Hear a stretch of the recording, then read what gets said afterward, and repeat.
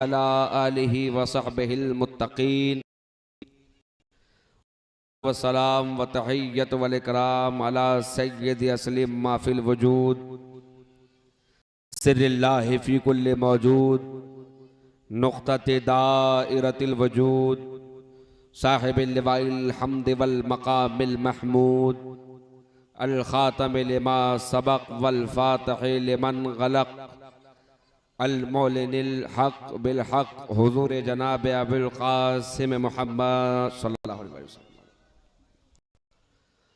व अला आलिहि तय्यबीन अत्ताहिरीन अल मासूमीन अल मज़लूमीन अल मुंतख़बीन अल मुंतजबीन व लअनतुल्लाहि अला अअदाइहिम अजमईन। अम्मा बाद फ़क़द क़ाला हक़ सुब्हानहु तआला फ़ी किताबिहिल मजीद व हुवा अस्दक़ुल क़ाइलीन व क़ौलुहुल हक़। बिस्मिल्लाहिर रहमानिर रहीम। इन्ना अंज़लनाहु क़ुरआनन अरबिय्यन लअल्लकुम ताक़िलून।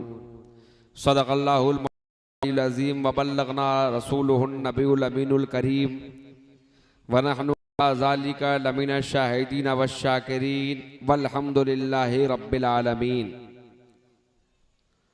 हाज़रीन गिरामी क़द्र, बिरादरान मिल्लत इस्लामिया,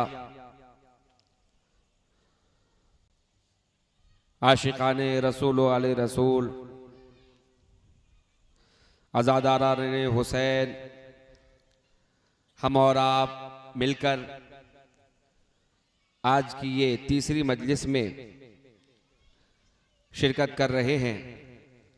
मौला हमारी इस मजलिस आज़ाए हुसैनी की शिरकतों को अपनी बारगाह में कबूल फरमाए।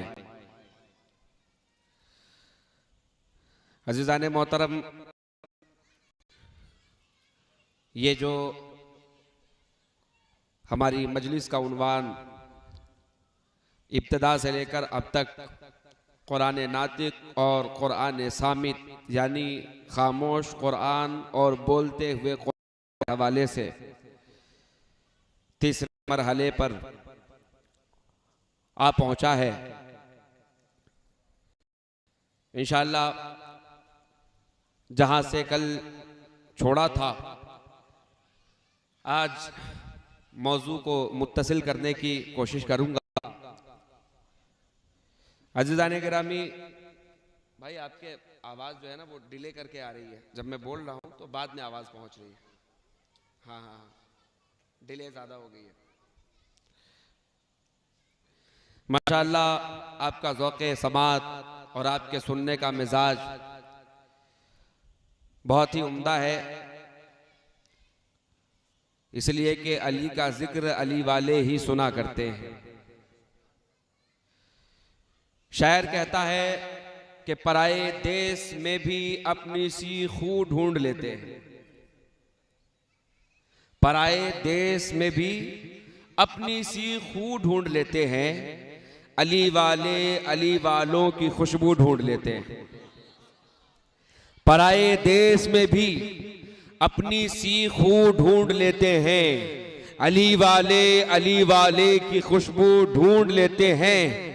तो मुसलमानों को फिर नजर क्यों नहीं आता? मुसलमानों तुम्हें फिर क्यों नजर नहीं आता? फजाइल तो अली मौला के हिंदू ढूंढ लेते हैं। मुसलमानों की आंखों को नजर फिर क्यों नहीं आता? फजाइल तो अली मौला के हिंदू ढूंढ लेते हैं। मैं उम्मीद करता हूं कि आप बिल्कुल हमारी खिताबत का साथ देंगे अपनी पाकीज़ा समातों के साथ। एक मरतबा आइए बुलंद तरीन सलवात पढ़े, अल्लाहुम्मा सल्ली अला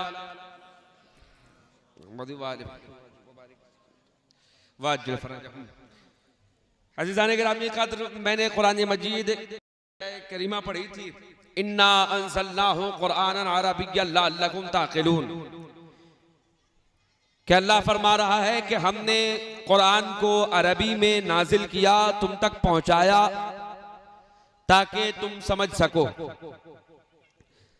कल का एक जुमला जिससे मैं आज की तकरीर को मुसलसल करना चाहता हूं कि अल्लाह ने खामोश कुरान और बोलते कुरान यानी कुरान और आले मोहम्मद, कुरान और अहले बैत, कुरान और वारिसाने कुरान, कुरान और साहिबाने कुरान को एक साथ क्यों रखा।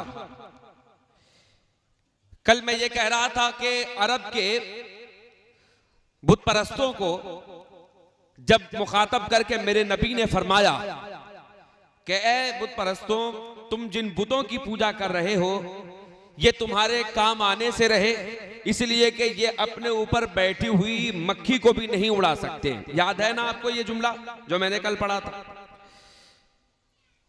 आइए मैं उसी जुमले से आज की तकरीर को रिलेट करता हूं। वो बुत परस्त क्या बेवकूफ थे? वो बुत परस्त क्या वो नादान थे जो बेजान बुतों की पूजा कर रहे थे? जिस मिट्टी के मुजस्समे के अंदर हरकत करने की ताकत नहीं, उसकी वो पूजा कर रहे थे। और मेरा नबी इंसान और इंसानों में भी सबसे आला इंसान, बशर में भी सबसे आला बशर यानी नूरी बशर, मेरा नबी सरापा नूर का मुजस्समा होकर यह कह रहा था कि देखो, जिन बुतों की पूजा तुम करते हो उसके अंदर कोई जान नहीं, तो उसे तुम खुदा मानने को तैयार हो। मैं तो फिर भी इंसान हूं, मैं कहता हूं मुझे खुदा मत मानो, अल्लाह का रसूल ही मान लो, पैगंबर ही मान लो, तो तुम मुझे रसूल भी नहीं मानते। ना बोलने वालों को खुदा मान रहे हो, बोलने वाले को रसूल भी नहीं मानते। तो ये क्या अरब के बुत परस्त बेवकूफ थे? नहीं, बहुत चालाक थे। उनको पता था कि ये बुत हैं खामोश। मैं देखता हूं कितने लोग तवज्जो करते हैं। ये बुत हैं खामोश, ये मिट्टी का मुजस्समा शिकवा नहीं करेगा।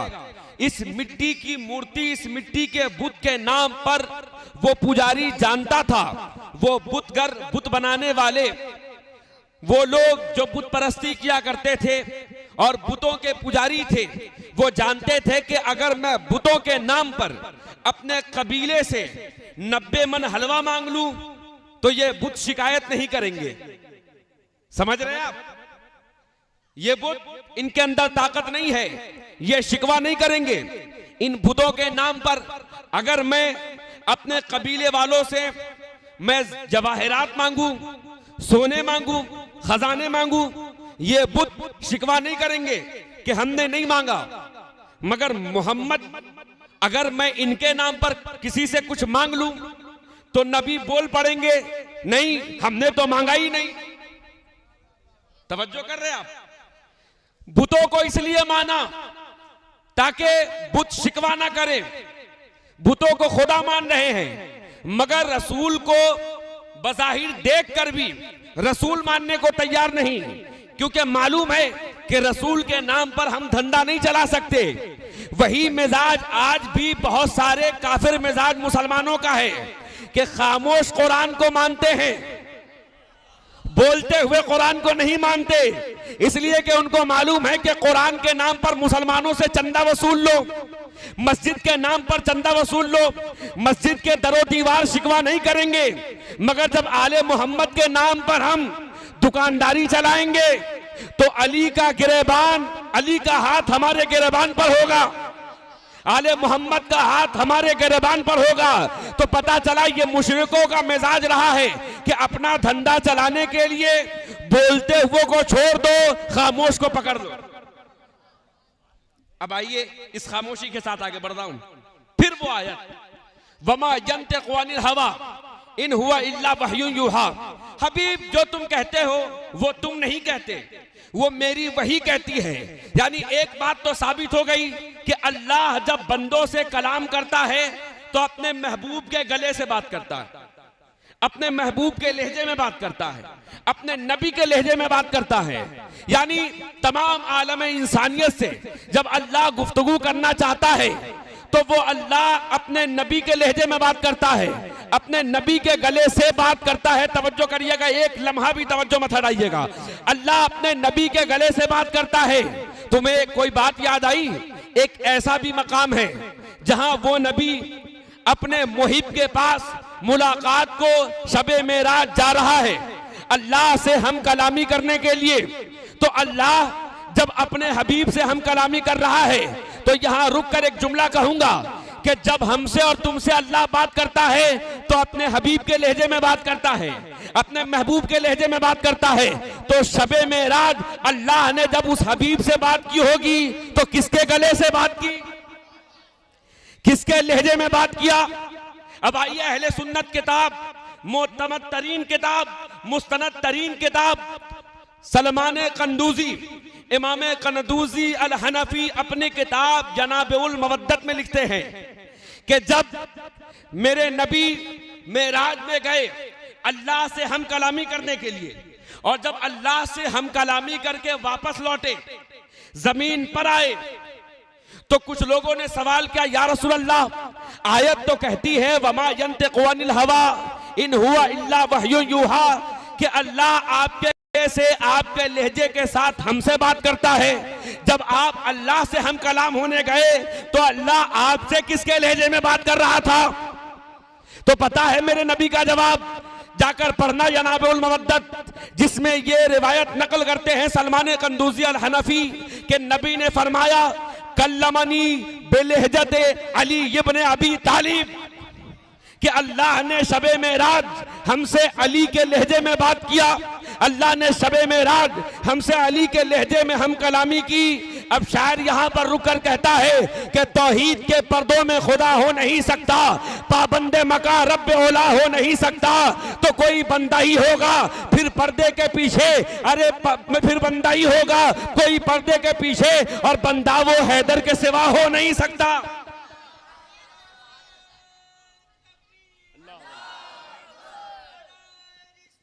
या रसूल अल्लाह, या अल्लाह ने अपने जलवों को जाहिर किया है आले मोहम्मद की शक्ल में। इसलिए छठे इमाम ने फरमाया, नहनु मशीयतुल्लाह, हम 14 के 14 अल्लाह की मशीयत है, हम अल्लाह की चाहत है, हम अल्लाह की मशीयत है। अल्लाह की मशीयत क्या है? तो कुरान की आयत कहती है, इन्नमा अमरुहु इज़ा अरादा शैअन अन यक़ूला लहू कुन फयकून, कि जब अल्लाह इरादा करता है तो वो कुन कहता है, जब कुन कहता है तो फयकून हो जाता है। वसीम भाई तवज्जो चाहूंगा, अल्लाह ने पहले कहा कुन, अब देखता हूं कितने लोग समझते हैं। अल्लाह फरमा रहा है कुन, तो फिर हो जा रहा है फयकून। यानी मैं मिसाल के तौर पे कहूं, मैं अगर किसी बच्चे से कहूं उठ जा, अरबी में कहूं कि बैठ जा, यानी इजलिस, अरबी में कहूं बैठ जा, तो वो सामने वाला बच्चा बैठ गया। बैठा तब जब मौजूद था। कितने लोग समझ रहे? बैठा तब जब मौजूद था। मैं कहूं खड़े हो जाओ, वो बच्चा सामने से खड़ा हो गया। क्यों खड़ा हुआ? मियां इसलिए कि सामने वो बैठा था तब खड़ा हुआ। अल्लाह फरमा रहा, हमने अपने नूर से नूर को खल्क किया, फिर कहा हो जा, तो वो हो गया। यानी पता चला कि मौजूद पहले से था, फिर कहा हो जा तो हो गया। वो कौन सा नूर?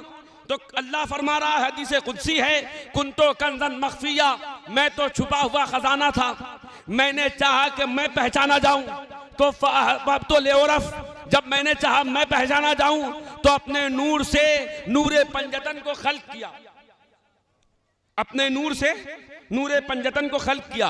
अब लोगों ने क्या किया? लोगों ने नबी के नूर होने का ही इनकार कर दिया। यह बुग़्ज़ नबी का नहीं है, यह बुग़्ज़ अली से है। इसलिए कि बात अगर यहीं तक होती कि अव्वलो मा खलक़ल्लाहु नूरी, तो मुसलमानों की अक्सरियत कबूल कर लेती कि हाँ नबी पहले नूर हैं। मगर बात यही नहीं रुकती, आगे बढ़कर मेरे नबी फरमाते हैं, अव्वलु मा खलक़ल्लाहु नूरी व अना व अलियुम मिर नूरिन वाहिद, मैं और अली एक नूर से हैं। नबी ने फरमाया मैं और अली एक नूर से हैं। तो डायरेक्ट अली का इनकार तो कर नहीं सकते, नबी के नूर होने का ही इनकार कर दिया। और देखिए अल्लाह के और मुल्ला के फैसले में टकराव। अल्लाह कह रहा है क़द जाकुम मिनल्लाह नूर, मेरा हबीब है नूर, और मुल्ला कह रहा नहीं वो नूर नहीं है, वो बशर है। तो मैंने पहले ही कहा कल कि एक जात है जो अल्लाह से भी मुत्तसिल है, हमसे भी मुत्तसिल है। जिसने उधर से देखा अल्लाह का नूर समझा, जिसने इधर से देखा अपने जैसा बशर समझा। मगर आइए एक दलील और आगे बढ़ के देता हूं। अल्लाह फरमा रहा है अल्लाह नूरुस समावाति वल अर्द।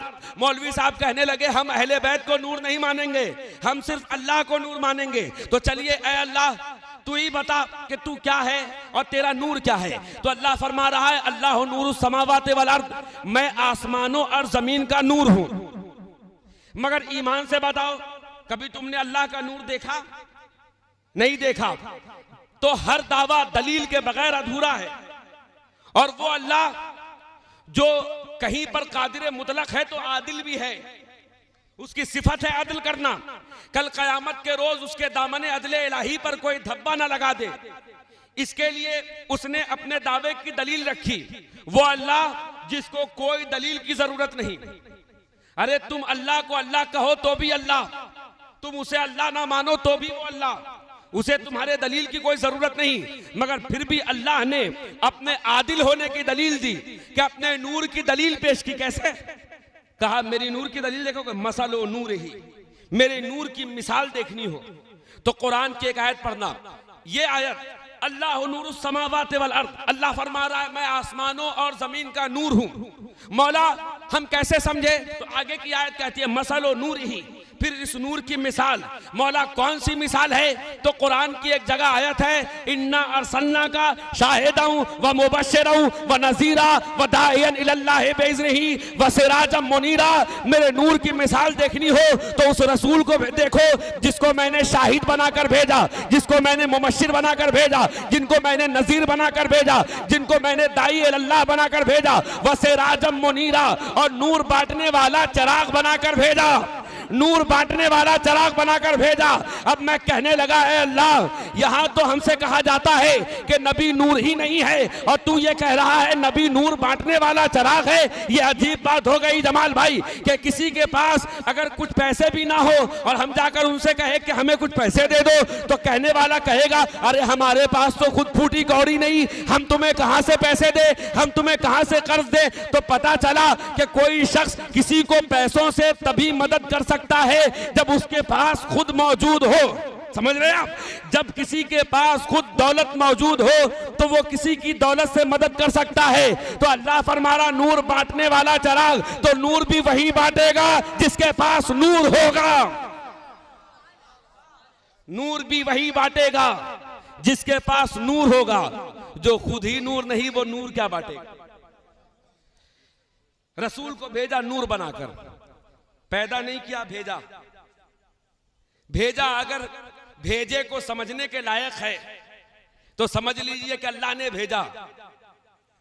अगर आप किसी साहब को कहीं भेजे और कोई शख्स कहे कि आपने एक कासिद रवाना किया है मेरे पास, एक शख्स आपका पैगाम लेकर आया है, वहां कुछ लोग कहने लगे ये फला साहब तो पैदा हुए, यहीं पैदा हुए। तो कहने लगे नहीं ये भेजे गए, ये भेजा जाना बता रहा है कि कहीं से आए हैं। तो जब कुछ ना था तो क्या था? वही नूर, वही नूर। फिर क्या हुआ? अल्लाह ने उस नूर से नूर को खल्क किया।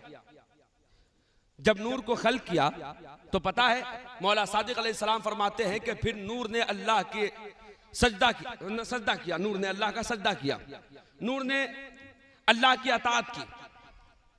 ये बताइए कि हम और आप सजदा कहां करते हैं? फर्श पर करते हैं ना?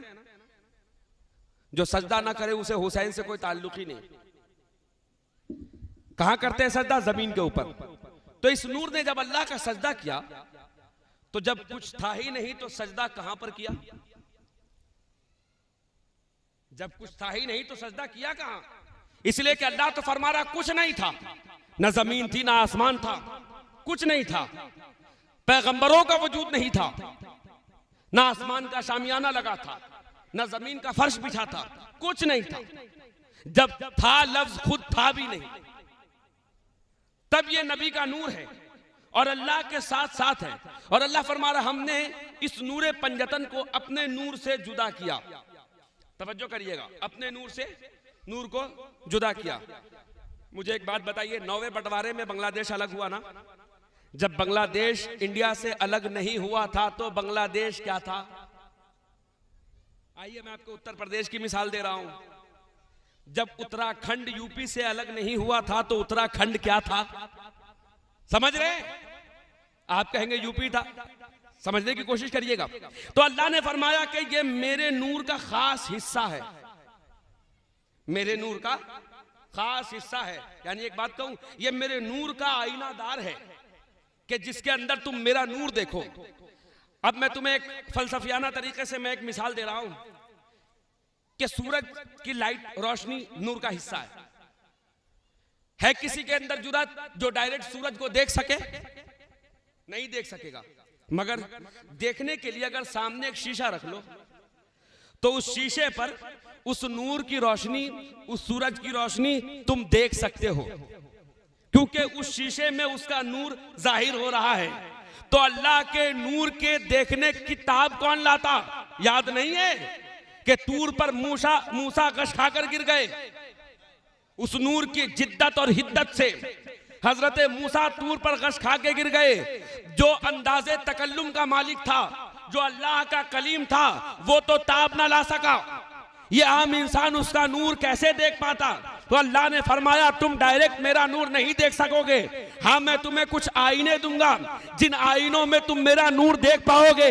मोहम्मद को देख लेना, मेरा नूर है। अली को देख लेना, मेरा नूर है। हसन को देख लेना, मेरा नूर है। सैयदा को देख लेना, मेरा नूर है। हुसैन को देख लेना, मेरा नूर है। अरे पूरे 14 के 14 को देख लेना, यही मेरे नूर है। तो तभी तो हम कहते हैं कि एक देखने वाले का कहा मान लिया है, बिन देखे मैंने उसको खुदा मान लिया।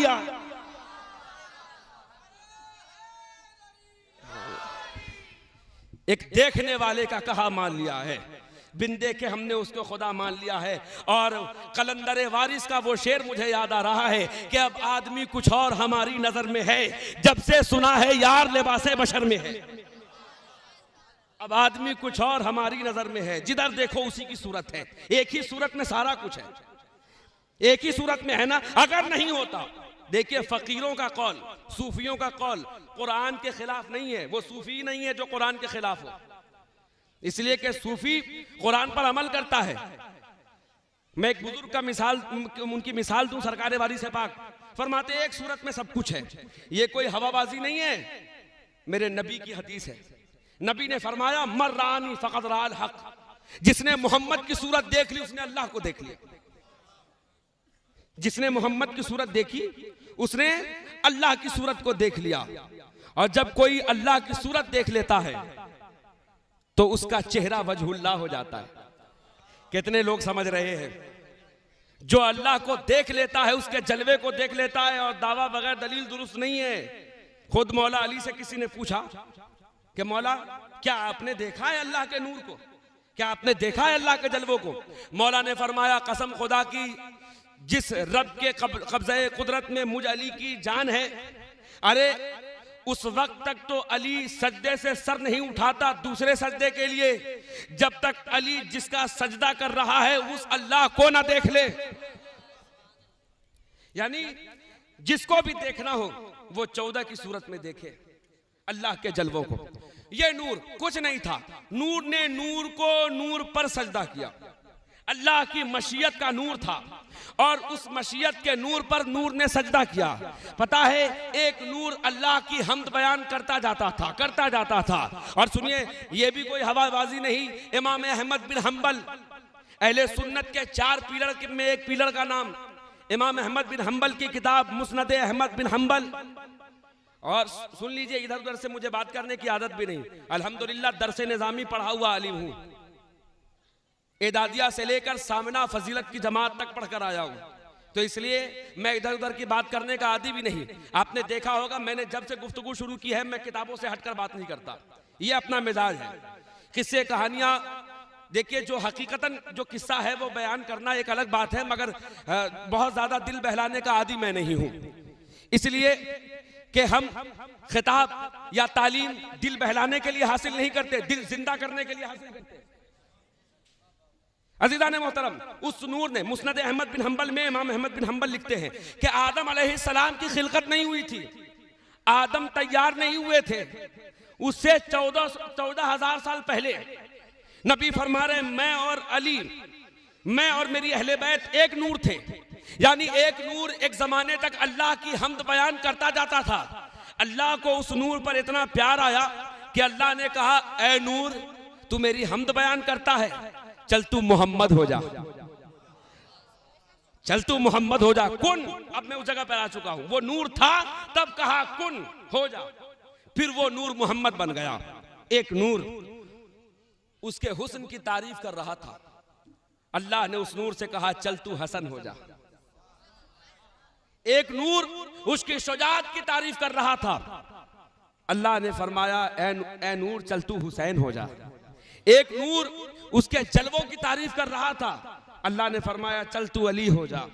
एक नूर जिसने उसके गैबत की तारीफ की तो कहा चल तू मेहदी हो जा। एक नूर जिसने उसकी पाकीज़गी की बात की, अगर इस पर मजमा ना बोले तो मैं समझूंगा मेरे जुमलों का खून कर दिया। अरे एक नूर जिसने अल्लाह की पाकीज़गी बयान कर दी, उसे अल्लाह ने सैयदा फातिमा बना दिया।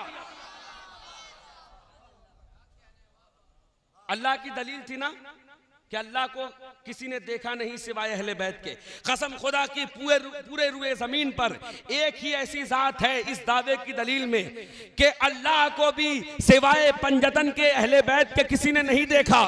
उसी अल्लाह की मशीयत में एक मशीयत है सैयदा फातिमा, जिनको अहले बैत के अलावा किसी ने नहीं देखा, है ना। तो नूर ने सजदा किया, फिर अल्लाह ने इस नूर को मुंतकिल किया कहा हजरत आदम अलैहिस्सलाम की पेशानी में, और कहा इन्नी जाइलुन फिल अर्द खलीफा, मैं जमीन पर अपना खलीफा बना रहा हूं। कह रहे ना मैं जमीन पर, आसमान पर नहीं, जमीन पर। तो अब ये गुस्ताखी ना करिएगा, अहले सुन्नत का ये कायदा है कि हम अपने नबी को आला कहते हुए किसी नबी को अदना नहीं कह सकते, क्योंकि हम जब ईमान लाए तो किस तरह से आमनतु बिल्लाहि व मलाइकतिही व कुतुबिही व रसूलिही, हम तमाम रसूलों पर ईमान लाए। ये जरूर कह सकते हैं कि सबसे आला हमारा नबी है, मगर हमारी ये जुबान इस लायक नहीं है कि हम किसी नबी को अदना कहें। हमारा नबी सबसे आला है, पर किसी नबी को हम अदना नहीं कह सकते। मगर सुनिए, लोग कहते हैं आदम को जन्नत से निकाल दिया गया। अरे ये आयत खुद बता रही है कि अल्लाह ने आदम को आसमान पे रखने के लिए बनाया ही नहीं था, उसने तो कहा ही था इन्नी जाइलुन फिल अर्द खलीफा, कि मैं तो जमीन के लिए खलीफा बना रहा हूं। अगर कह रहा होता जन्नत का खलीफा तो जन्नत में ही रहते, अगर कहता आसमान का खलीफा तो आसमान में ही रहते, कह रहा है जमीन का खलीफा तो जमीन पर उतारा गया। और इस पर एक मजे का शेर कह दूं, संभल वाले बैठे हैं, सूफियों के मानने वाले लोग हैं, अब मजे की बात निकल पड़ी है तो सुन लीजिए। एक शायर कहता है, और मैं उसका नाम भी ले लूं, गालिबन मिर्जा गालिब ने कहा कि बहकर बागे जन्नत से चला आया था दुनिया में, बहकर बागे जन्नत से चला आया था दुनिया में, सुना है बादे महशर फिर उसी जन्नत की दावत है। बहकर बागे दुनिया से चला आया, बहकर बागे जन्नत से चला आया था दुनिया में, सुना है बादे महशर फिर उसी जन्नत की दावत है। मैं जन्नत में चला तो जाऊं पर यह सोच कर चुप हूं, मियां मैं आदमजाद हूं, मुझको बहक जाने की आदत है। हाय मैं आदमजाद हूं, मुझको बहक जाने की आदत है। तो देखिए, ये मैंने इसलिए एक लुत्फ भरा एक जुमला कह दिया ताकि आपका मिजाज बिल्कुल ताजा हो जाए। तो अल्लाह ने जमीन के लिए खलीफा बनाया, किसको? आदम को। आदम की पेशानी में किसका नूर? बोलिए, पंजतन का नूर। जिसने खुद एक मर्तबा भी सजदा न किया हो, वो है आदम का मुजस्समा।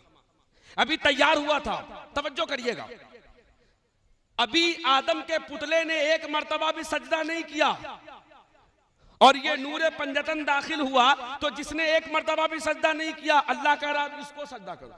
अरे जो समझ गए हैं उनका मेरा सलाम। भाई आदम को किस चीज ने इज्जत बख्श दी? तुम 1 करोड़ सजदा कर रहे हो, मगर तुम्हें अल्लाह ने नहीं कहा तुम्हारे हवाले से कि इसको सजदा ताज़ीमी करो, मगर उस पुतले ने, उस मुजस्समे ने एक बार भी सजदा नहीं किया। बस ये नूरे पंजतन, ये नूरे मशियत दाखिल हुआ। अब कहा इस आदम को सजदा करो, तो ये तो बात वाज़े हो गई ना कि सजदा आदम के मुजस्समे को नहीं, उस नूरे पंजतन को किया जा रहा है जो नूर आदम की पेशानी में आ रहा है।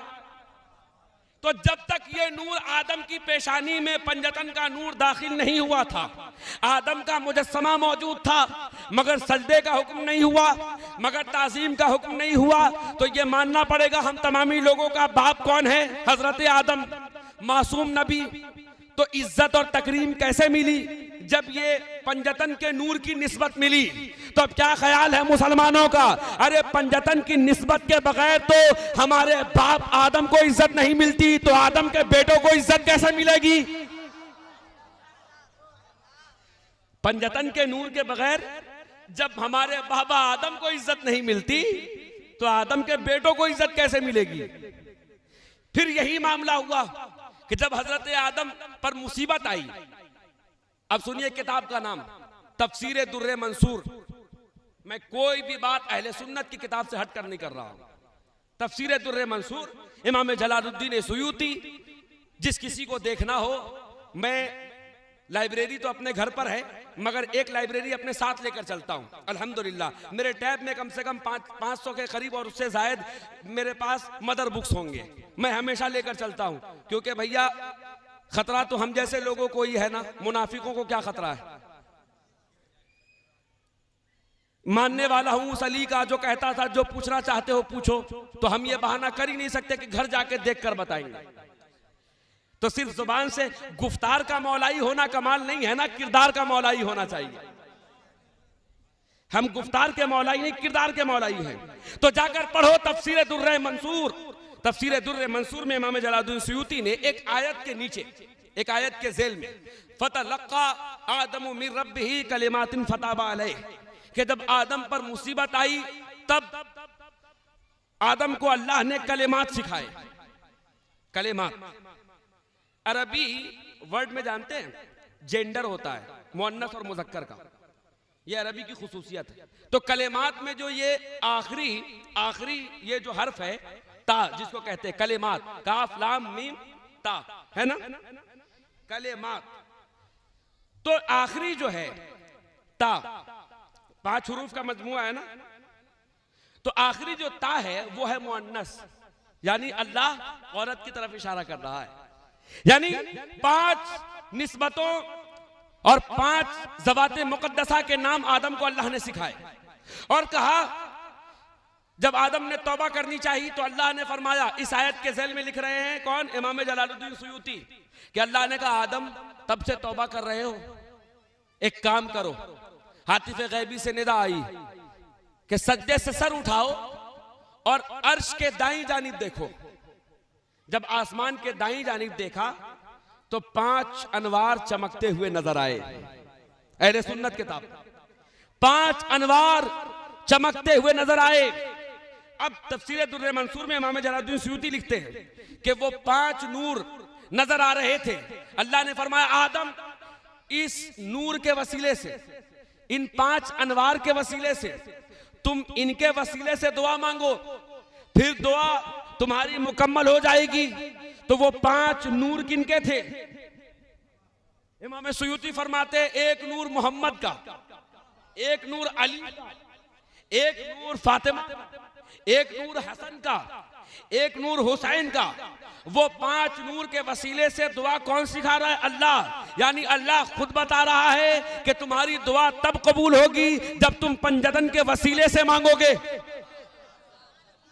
तुम्हारी दुआ तब कबूल होगी जब तुम पंजतन के वसीले से दुआ मांगोगे। तो हजरत आदम ने 5 अनवार के वसीले से अल्लाह से दुआ मांगी और यह कहा है मेरे मौला इन 5 नूर, इन 5 अनवार के वसीलों का सदका दे दे, मुझे माफ फरमा दे। जबकि मासूम नबी है, कोई खता भी नहीं हुई, नबी से खता नहीं मान सकते आप, क्योंकि नबी मासूम होता है। उसके बावजूद आदम जैसा मासूम नबी इन मासूमों का सहारा ले रहा।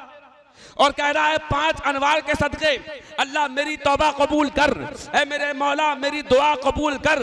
तो अल्लाह ने 5 नूर के वसीले से आदम की दुआ कबूल हुई। भाई वाकया तो यहाँ पर खत्म हो गया, मगर बेदम शाह बोल उठे, बेदम यही तो 5 है मकसूद कायनात, खैरुन्निसा हुसैन हसन मुस्तफा अली। ये 5 ही अनवार हैं जो कायनात के मकसूद हैं, और जो जमाने का मरदूद है वो मकसूद समझ भी नहीं सकता। ये मकसूद है। फिर क्या हुआ, ये नूर आदम की पेशानी में गया, बड़ी तेजी से कह रहा हूं, ये नूर आदम की पेशानी में गया। फिर अल्लाह ने कहा आदम को सजदा करो।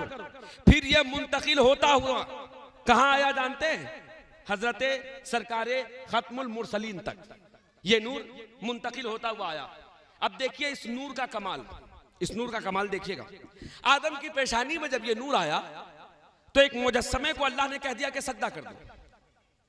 जिसने नहीं किया वो आप जानते हैं क्या हुआ, फखरुज कयामत तक के लिए निकल गया वो बारगाह से।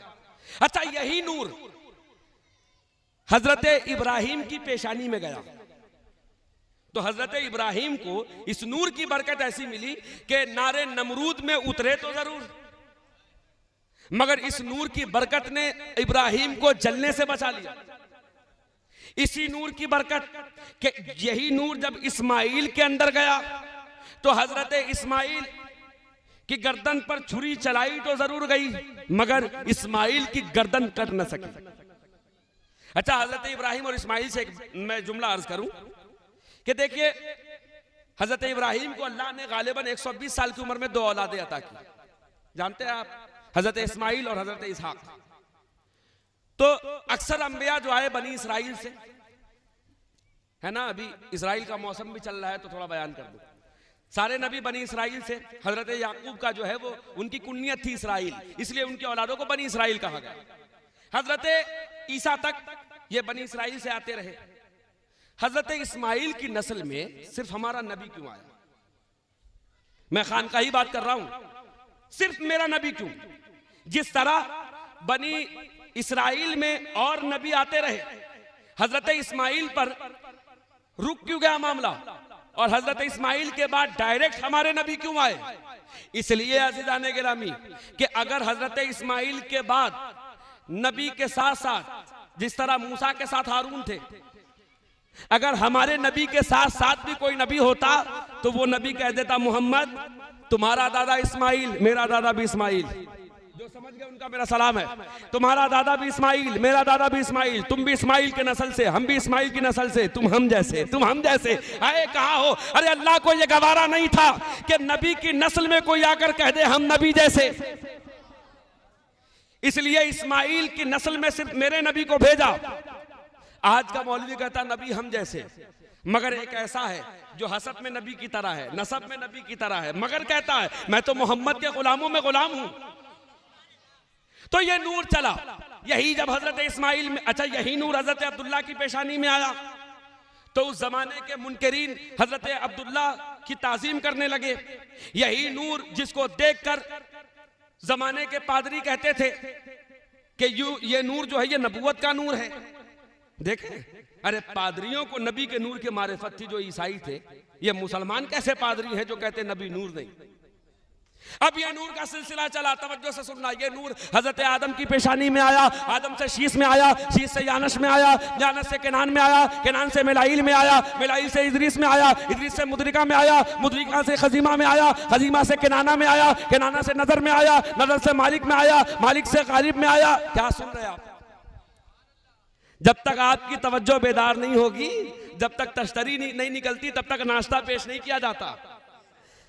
तो ये नूर चलता हुआ आदम से शीश में, शीश से यानस में, यानस से किरान में, किरान से मिलाइल में, मिलाइल से यारद में, यारद से इदरीस में, इदरीस से मुतवशिक में, मुतवशिक से नमक नेक नाम में, नमक नेक नाम से नूह में, नूह से साम में, साम से जुल्हाद में, जुल्हाद से शालिक में, शालिक से आबिर में, आबिर से ताता में, ताता से रावा में, रावा से सारू में, सारू से नाखूर में, नाखूर से तारिक में, तारिक से इब्राहिम में, इब्राहिम से इस्माइल में, इस्माइल से कैदार में, कैदार से अवाम में, अवाम से साबित में, साबित से सलमान में, सलमान से अलहिसा में, अलयसा से अलयसा में, औद में, अव्वा में, मुदरिका में, खजीमा में, किनाना में, नजर में, मालिक में, फहर में, गालिब में, लुई में, काब में, मुर्रा में, किलाब में, कुसै में, अब्द मनाफ में, हाशिम में, अलगरज अब्दुल मुत्तलिब में। अरे अब्दुल मुत्तलिब के पेशानी में ये नूर पहुंचा। अल्लाह ने अभी इस नूर के दो हिस्से किए, एक अबू तालिब की सुल्ब में रखा, एक अब्दुल्लाह की सुल्ब में रखा। अरे एक नूर से जो बच्चा जाहिर हुआ वो नबियों का शहंशाह हुआ, और एक नूर से जो बच्चा जाहिर हुआ वो वलियों का बादशाह।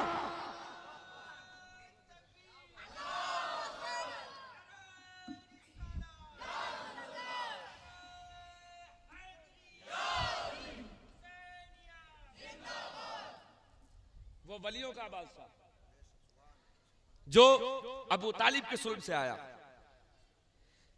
अच्छा, फाजिल बरेलवी ने भी अपनी किताब में लिखा है मतलबुल कमरैन में कि हुजूर ने फरमाया कि अल्लाह ने मेरी जुर्रियत को अली की पुश्त में रखा है।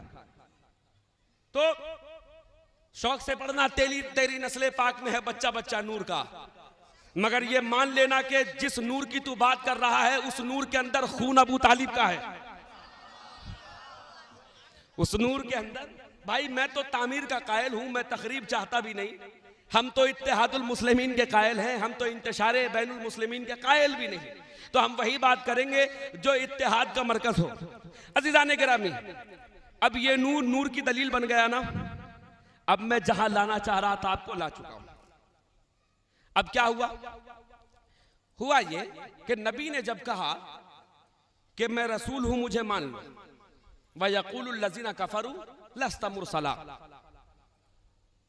कि अल्लाह के नबियों से कुछ लोग, अल्लाह के नबी ने कुछ लोगों से ये सवाल जवाब हुआ। कुछ लोगों ने सवाल किया, अगर तुम रसूल हो तो गवाही पेश करो। किसने गवाही मांगी? बोलिए ना, किसने गवाही मांगी? काफिरों ने। मासूम से गवाही मांगना काफिरों का शेवा है। किसने गवाही मांगी? काफिरों ने। अगर तुम रसूल हो तो गवाही पेश करो। नबी ने क्या गवाही पेश की? अल्लाह ने फरमाया, हबीब कुल कफा बिल्लाहि शहीदम बैनी व बैनकुम। हबीब, जो तुमसे गवाही मांग रहे हैं ना तुम्हारी रिसालत पर, उनसे कहो कुल कफा बिल्लाहि शहीदम बैनी व बैनकुम। उनसे कह दीजिए कि हमारी रिसालत के लिए दो गवाह काफी है, दो गवाहान काफी है। कौन कौन? का एक अल्लाह और एक वो वमन इंदहु इल्मुल किताब, जिसके सीने में पूरा का पूरा इल्म किताब है। यानी रसूल की गवाही के लिए कौन? एक अल्लाह जिनके ये रसूल, ठीक है। दूसरी गवाही एक वो कि जिनके सीने में सारा का सारा इल्म किताब है। कल मैंने हजरत अब्दुल्लाह इब्न मसूद की हदीस पढ़ी थी, शायद आपको याद हो। याद है ना? अरे मुसलमान तो गदीर भूल गए।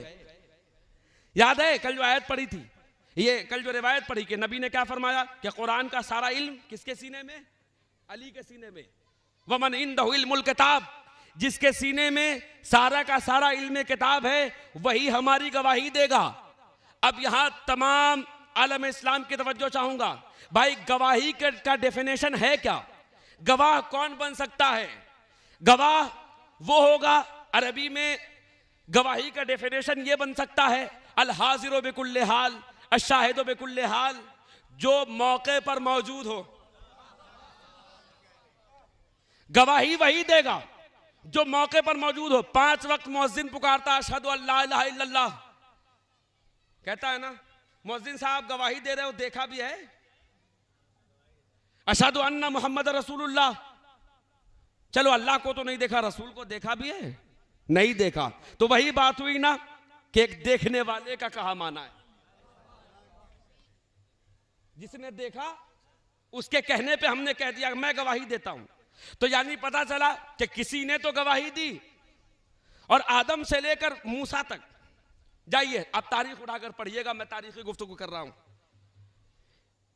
क्या मूसा रसूल नहीं थे?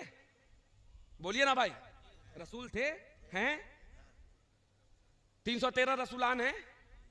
जाकर किसी का कलमा दिखा दो, ला इलाहा इल्लल्लाह मूसा रसूलुल्लाह, मेंबर पे नहीं चढ़ूंगा। अरे क्या कह दिया मैंने? किसी नबी का कलमा पढ़ो तो कोई कहेगा इन्नी कलीमुल्लाह, कोई कहेगा इन्नी रूहुल्लाह, कोई कहेगा इन्नी नजीउल्लाह। कोई ये नहीं कहता मैं रसूलुल्लाह। मैं कहूंगा 313 रसूल, आप तो रसूल हैं, आप कहिए मैं रसूल की तरह है। नहीं, मैं रसूल की तरह होकर भी मैं रसूल की तरह नहीं हो सकता, इसलिए कि रसूल की तरह मैं तब बनूं जब रसूल की बेटी बतूल की तरह कोई मेरी बेटी हो। मैं रसूल की तरह नहीं। तो रसूल सिर्फ मेरे नबी ने फरमाया मैं रसूल हूं। उन लोगों ने रसूल होने का ऐलान नहीं किया, यह प्रोटोकॉल था कि हबीब जो जब खुद को रसूल कहे तो मैं कैसे कहूं। आपने सुना होगा कि मलकुल मौत हजरत मूसा अलैहिस्सलाम की रूह कब्ज करने आए तो मलकुल मौत ने तमाशा मारा। सुना है ना आपने? क्यों मारा? मूसा अदब सिखा रहे थे कि मेरे पास तो चले आए, मेरे बाद वाले के पास ना जाना। मेरे पास तो चले आए, मेरे बाद वाले के पास ना जाना। तो किसी नबी ने यह नहीं कहा कि मैं रसूल की तरह। भाई 1,24,000 कमोबेश पैगंबरान आए दुनिया में, सारे नबी एक जैसे नहीं। अंबिया सब हुए पर रसूल कितने? 313। अच्छा 313 रसूल हुए पर उलुल अज़्म पैगंबरान कितने? 5। 5 में खातिमुल मुरसलीन कौन? हमारा और तुम्हारा नबी, हमारा आका, हमारे मौला का मौला। तो सारे नबी मिलकर ये नहीं कह सकते कि मैं 313 की तरह, 313 मिलकर ये नहीं कह सकते मैं 5 उलुल अज़्म की तरह, 5 उलुल अज़्म पैगंबर ये नहीं कह सकते कि मैं खातम की तरह। जब पैगंबरान खातम की तरह नहीं हो सकते तो इंसान खातम की तरह कैसे हो सकता है? तो अल्लाह गवाह मांगी गई। गवाह में किसको पेश किया? मौला अली को। तो गवाही कौन देगा? जिसने देखा हो। तो ये मानना पड़ेगा ना कि जब रसूल को रिसालत दी जा रही थी तो रिसालत के साथ साथ विलायत का नूर भी मौजूद था, नहीं था? आइए एक और आयत पढ़ता हूं।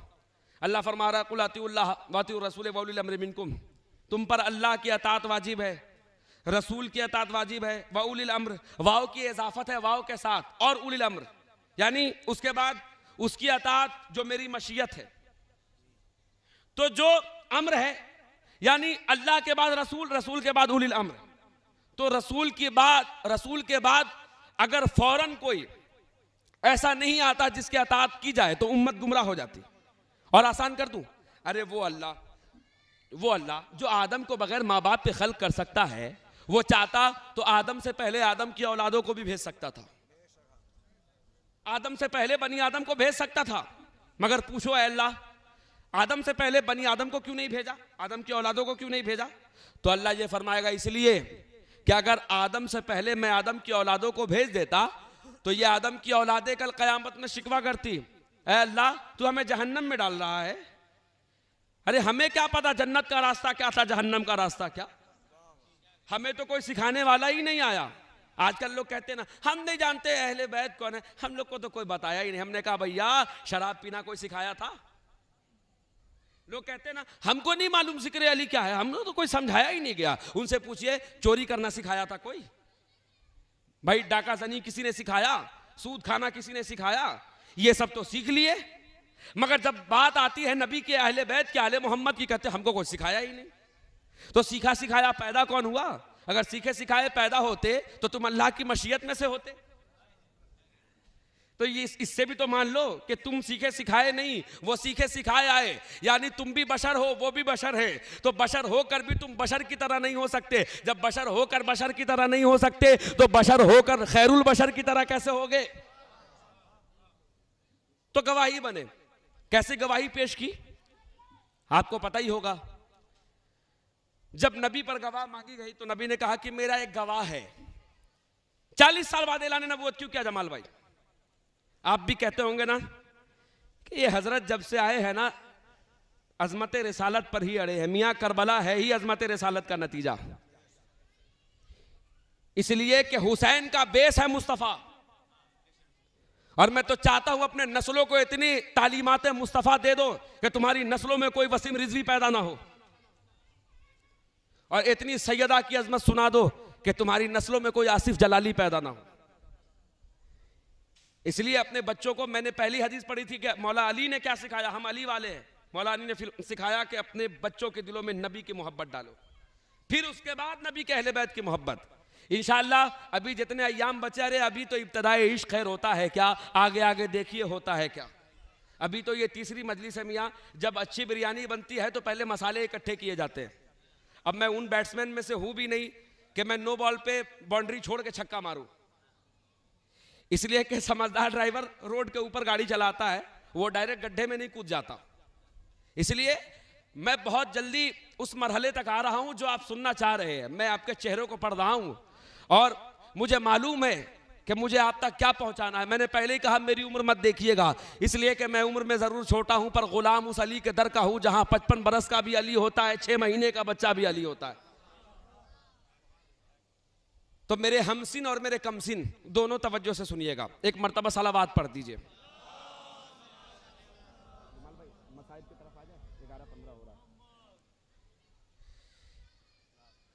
आपको पता है गवाही, मैं आज उस किताब से पढ़ूंगा कि मुसलमान इनकार कर भी दे तो लाइब्रेरी से जाके मिटा नहीं सकते, और यहां तो सब यूनिवर्सिटी में पढ़ने वाले लोग बैठे हुए हैं।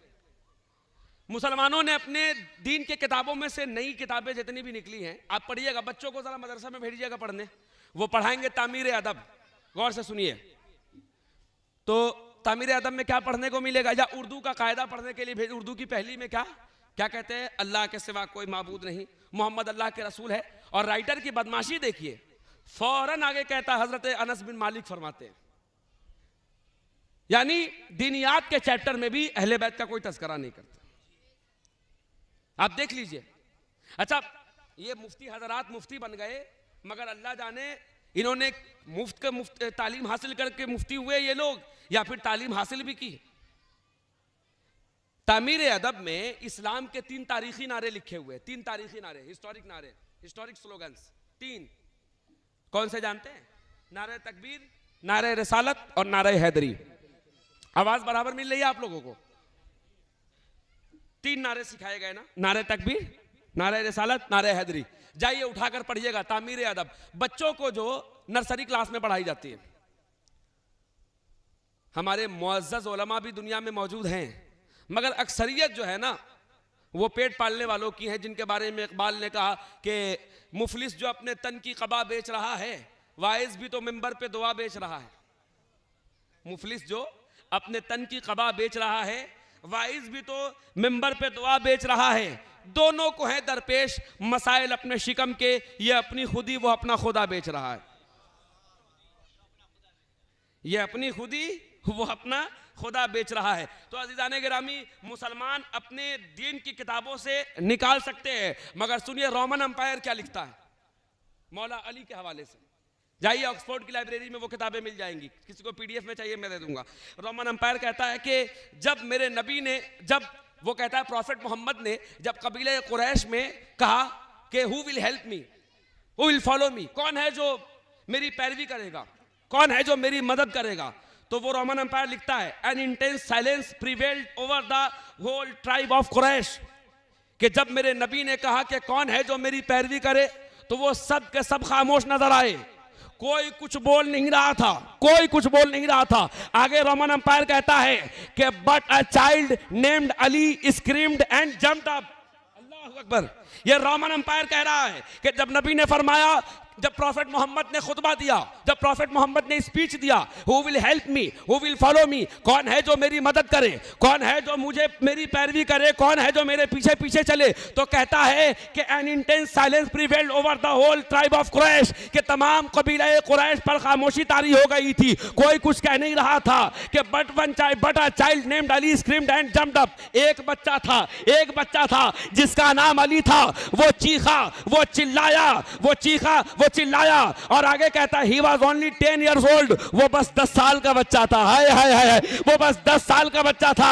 और आगे कहता है कि वो बस 10 साल का बच्चा था। He said I will help you, I will follow you, कि वो कहने लगा, वो कह रहा था कि ऐ मोहम्मद, मैं तुम्हारा साथ दूंगा, मैं तुम्हारी मदद करूंगा, मैं तुम्हारा साथ दूंगा, मैं तुम्हारी मदद करूंगा। मौलाइयों, मैं आखिरी मजमे तक देखना चाह रहा हूं कौन इस जुमले पर आगे बढ़ के नारा लगाता है। एक क्रिश्चियन राइटर कह रहा है कि वो कहने लगा अली कि मैं तुम्हारी हेल्प करूंगा, मैं तुम्हारे पीछे पीछे चलूंगा।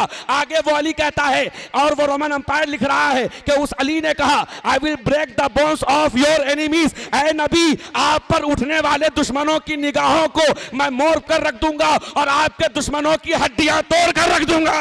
अल्लाह अकबर।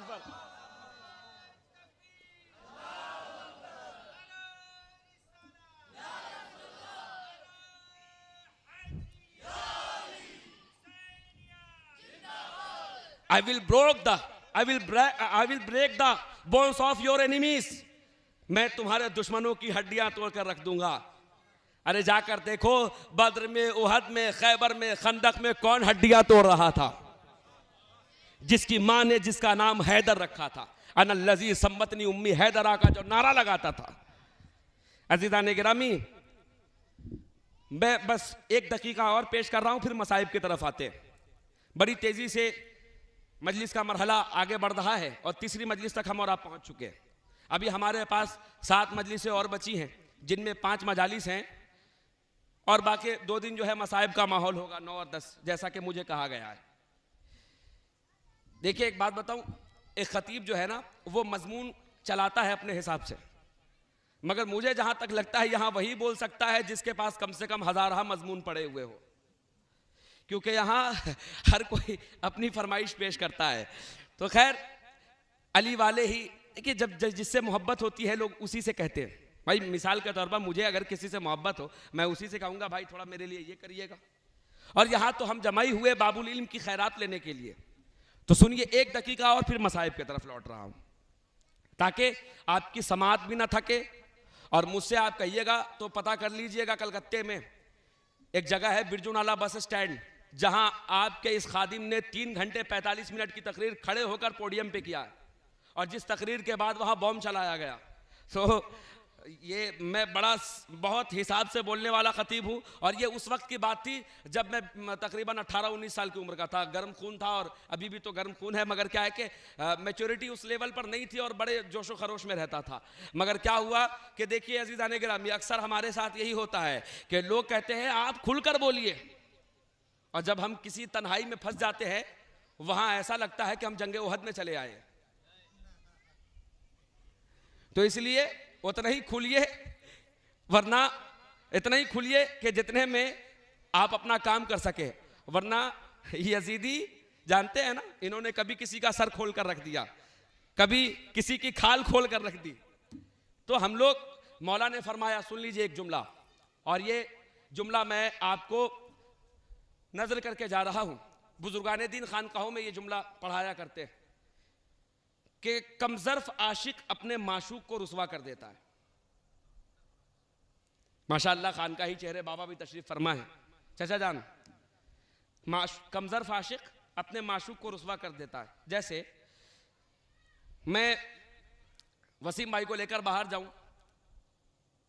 या आसिफ भाई को लेकर जाऊं, या जमाल भाई को बाहर लेकर जाऊं, और मैं ऐलान करूं हाँ कोई है जो मेरे भाई को हाथ लगा कर दिखा दे। अब एक सरफिरा आएगा, वो कहेगा अच्छा मेरे ईगो पे हमला किया, रुक मैं करके दिखाता हूं। अब मियां मेरे जज्बात में तो उनकी कश्ती डुबा दी। तो ये हुआ कमजर आशिक जो अपने माशूक को रुसवा करता है। तो इसलिए समझदार आशिकों के लिए इसलिए तो कहा गया ना, दीवानों को तहकीर से दीवाना न कहना, दीवाना बहुत सोच के दीवाना बना है। इसलिए दीवानगी अगर दीवानगी की हद में हो तो दीवानगी है। देखता हूं जुमले की कदर कितने लोग करते हैं, तवज्जो चाहूंगा। दीवानगी अगर दीवानगी की हद में हो तो दीवानगी है, और दीवानगी में अगर होश खो दो तो पागलपन है, दीवानगी नहीं। वो पागलपन है, दीवानगी नहीं है। तो सुन लीजिए, जब नबी ने गवाह पेश किया, किसको पेश किया? मौला अली को। 40 साल तक नबी खामोश रहे ना। 40 साल के बाद ऐलान नबूवत क्यों? अच्छा, ये रोमन अंपायर के मुताबिक, और आज भी आपके जितने भी हिस्ट्री की किताब दीनियात में मौजूद है, मैं चैलेंज से कह रहा हूं, इसलिए कि चंगेज खान के जमाने में, हलाकू के जमाने में जितनी भी किताबें थी, चंगेजियों ने, तातारियों ने हमला करके उसे दरिया में डाल दिया था, जिससे दरिया जो है सियाहियों से भर चुका था। जानते हैं आप और हम। हॉलैंड में हमारे प्रेस को लगाया गया, ये एक अलग कॉन्सेप्ट है, मैं किसी और दिन सुनाऊंगा। सारी तारीखें हमारी किनके पास? रोमन एम्पायर के पास। जितनी भी तारीख लिखने वालों ने, सीरत निगारों ने किताब लिखी है, उन लोगों ने नकल किया, क्योंकि सीरत इब्ने हशाम, सीरत पर सबसे पहली किताब लिखी गई इस्लाम में, और सीरत इब्ने हशाम की जितनी तारीख है वो तारीखों को रोमन अंपायर अपने यहाँ जाकर उसको ये रिकॉर्ड बनाकर उसको रखा था। रोमन अंपायर से फिर बाद के मौरखीन ने कहीं ना कहीं वो तारीख रोमन अंपायर से जाकर मिलती है।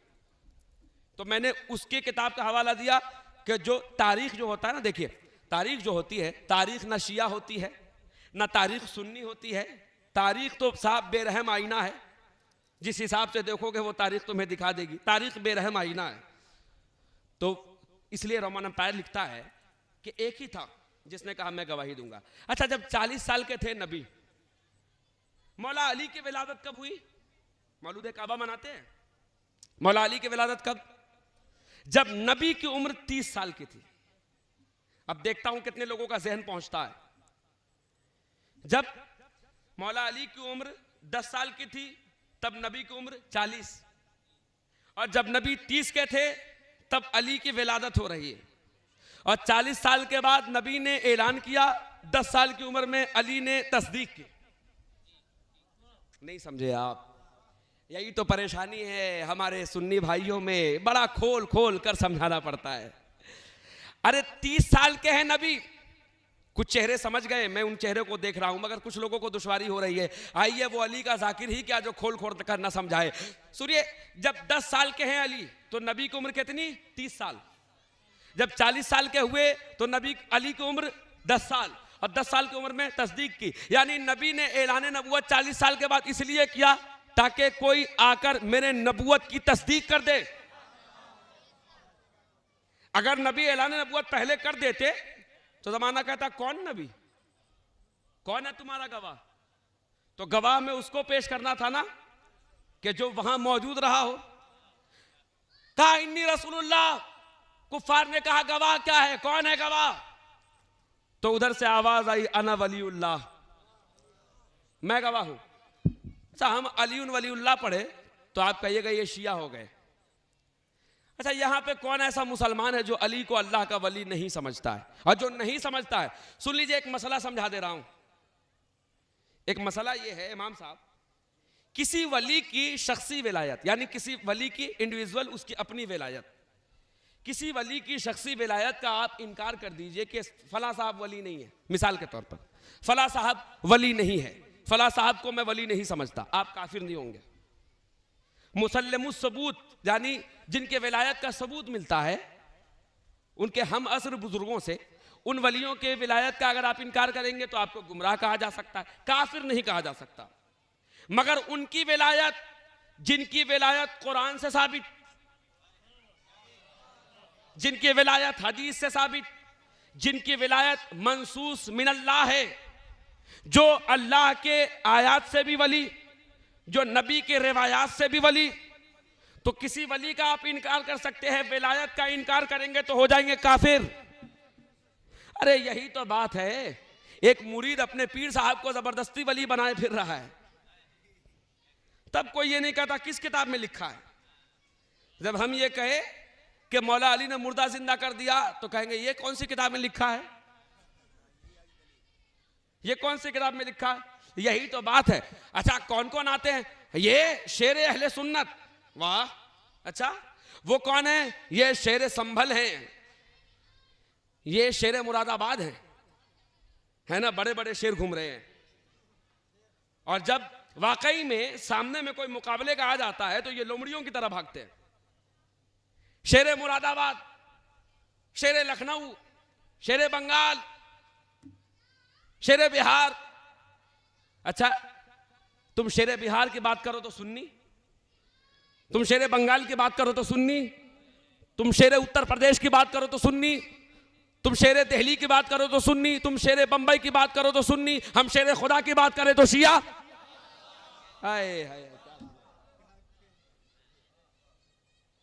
तुम यहां जिनको शेर, अरे जो लोग खुद अपने नाम के साथ शेर लिख लेते हैं उसको तो तुम सुन्नी समझते हो, और जो असदुल्लाह गालिब है, जो गालिब कुल्ले गालिब है, जो अली इब्न अबी तालिब है, उसका जिक्र हम करें तो हमें कहते हो शिया। चलो, हम अगर शिया सही, आओ फिर मैं बताता हूं कौन कौन शिया है। ये बताइए यहां बुजुर्गों के मानने वाले कितने लोग हैं? मुझे पता चला यह वारसी हजरात बैठे। वारसी है ना? वारसी हैं, चिश्ती हैं, दरबार से जुड़े हुए हैं ना, माशाअल्लाह। मैं इसलिए भी कह रहा हूं कि यहाँ दो चैनल वाले रिकॉर्ड कर रहे हैं और दो चैनल वाले ये ऐसे हैं कि पूरा हिंदुस्तान इस मजलिस को देख रहा है। इस वक्त हमारे जामे वारसी वसीम भाई और आसिफ भाई का हुसैनी अंजुमन चल रहा है और यहाँ भी एक चैनल चल रहा है आजादारी हजरत नगर। तो मैं ऑन रिकॉर्ड इसलिए गवाही मांग रहा हूं, कल को कोई ये ना कहे शियों की मजलिस थी। ये खानका वालों की मजलिस है। तो कौन कौन शिया है? कछौचा के मुहद्दिस आजम हिंद को कौन नहीं जानता? हाशमी मियां के अब्बा, उनको भी किसी ने कहा था ये शिया हो गए, तो वो कहते थे इनादे अहले बैते मुस्तफा गर सुन्नियत बाशद, इनादे अहले बैते मुस्तफा गर सुन्नियत बाशद, खुदावंदा मुराद सुन्नियत तौबा वसत तौबा, तशय्यो नाम गर बाशद मुहिब्बे आले मौलारा, खुदा बीनत खुदा दानत मनमशिया मनमशिया। वो कहते हैं कि अगर अहले बैत से बुग़्ज़ का नाम अगर सुन्नी होना है तो मौला ऐसी सुन्नियत से मेरी 100 बार तौबा, और तशय्यो नाम गरबाशद मुहिब्बे आले मौलारा, खुदा बीनत खुदा दानत मनम शिया मनम शिया। और अगर मोहम्मद आले मोहम्मद की मोहब्बत का नाम शिया होना है तो जमाना गवाह हो जाओ, खुदा देख रहा है, जान रहा है, मैं शिया ही सही, मैं शिया ही सही। और सुनोगे कुछ लोग कहते हैं राफजी हो गए। अच्छा, बड़ा मजा लेकर बोलते हैं, सुनिए अंदाज बता रहा हूं। कहते ये राफजी है। सबसे पहले पता राफजी किसने कहा था? हजरत मूसा अलैहिस्सलाम। हजरत मूसा अलैहिस्सलाम के तरफ फिरौन का एक मानने वाला चला गया था। कुरान की आयत उठा के पढ़िएगा। फिरौन के लश्कर का एक शख्स हजरत मूसा की तरफ चला गया। चाचा, तो फिरौन ने देखकर कहा, अरे तुमने पार्टी बदल ली, राफिजून, क्या तुम राफजियों में से हो गए? तो जो फिरौन के लश्कर को छोड़कर मूसा की तरफ आ जाए उसे लोग राफजी कहते हैं। तो जो फिरौन मिजाज को छोड़कर अली की इक्तदा कर ले उसे लोग राफजी कहते हैं। हमें राफजी कहते हो, चलो मौलाना रूम कहते हैं। क्या कहते हैं? कहते हैं मन अलीरा दोस्त दारम खल्क गोयत राफजी, मन अलीरा दोस्त दारम खल्क गोयत राफजी, बस खुदाओ मुस्तफा जिब्रील बाशद राफजी। अगर अली से मोहब्बत करने का नाम राफजी होना है, अगर मैं अली को अपना जानूं तो तुम मुझे राफजी कहते हो, तो फिर अली से अल्लाह भी मोहब्बत करता है, रसूल भी मोहब्बत करते हैं, जिब्रील भी मोहब्बत करते हैं, सबको शिया कहो।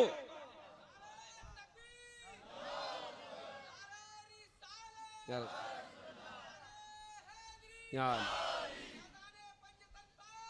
जिंदाबाद जिंदाबाद।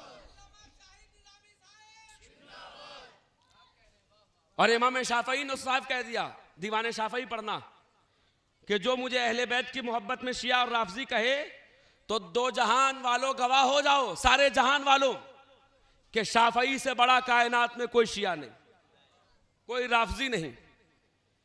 औलिया अल्लाह पर मैं बात छेड़ू तो कहां तक बात निकल जाए, किस किस को शिया कहा गया। शम्स तबरेज, कौन नहीं जानता उस मर्द कलंदर को। शम्स तबरेज आप जानते हैं, नाम सुने होंगे आप लोग, माशाअल्लाह। अरे जानकार मजमा बैठा है। अली वाला अगर ना जाने ना पहचाने तो कौन पहचानेगा। शम्स तबरेज ना मस्जिद जाते थे, ना मंदिर, ना मदरसा जाते थे, ना मैकदा, बिल्कुल दीवाना हाल।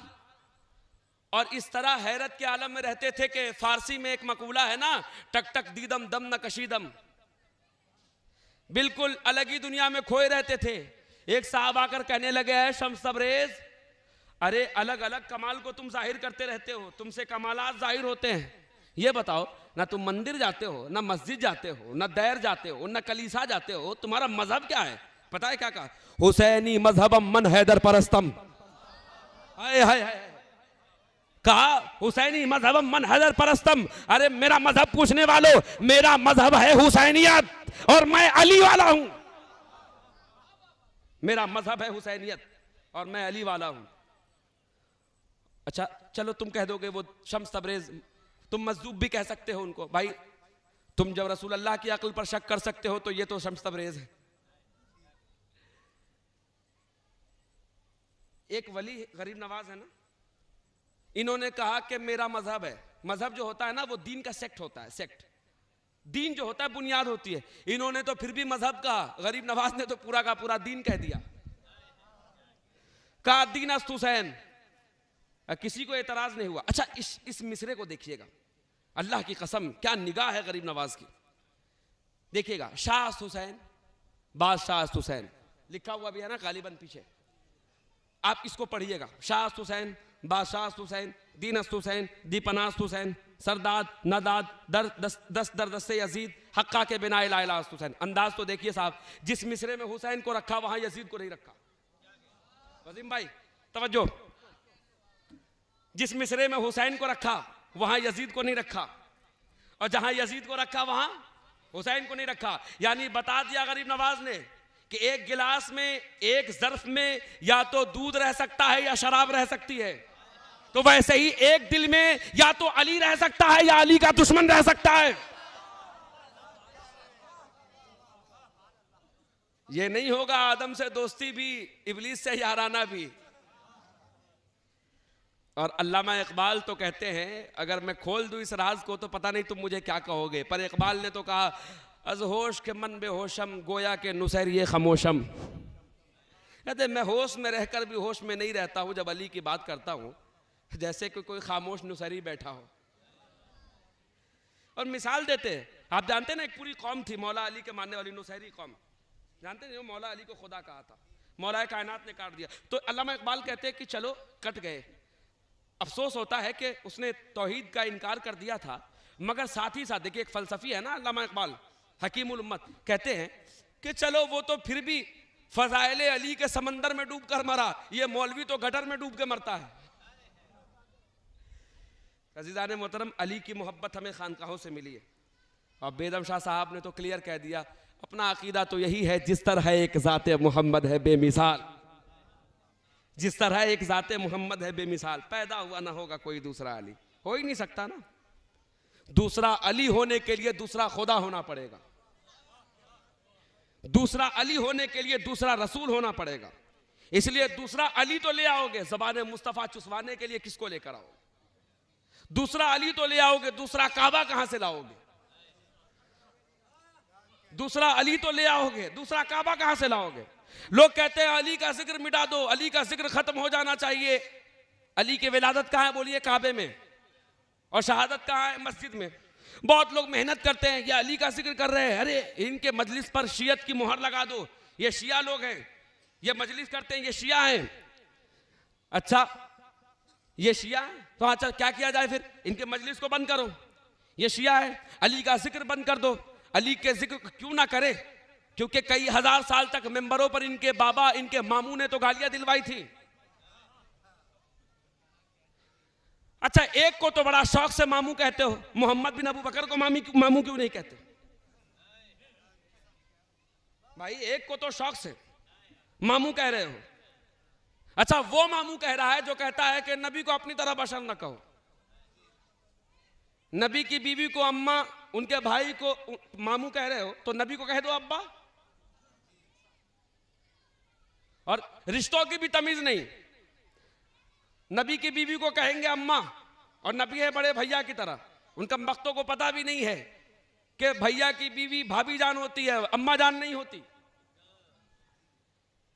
तो तुम्हें पता है ना वो क्या कहते हैं। ये अभी देखिए मुहर्रम की पहली तारीख चढ़ी है, हजरत उमर रज़ी अल्लाह ताला अन्हु खलीफतुल मुस्लिमीन, खलीफा दोयम हजरत उमर, अरे जो ये कहते थे कुन्ना नारिफुल मुनाफिकीन बिबुग़्ज़ अली इब्न अबी तालिब, हजरत उमर फारूक रज़ी अल्लाह ताला अन्हु फरमाते थे कि हम तो मुनाफिकों को पहचानते ही थे बुग़्ज़ अली की वजह से,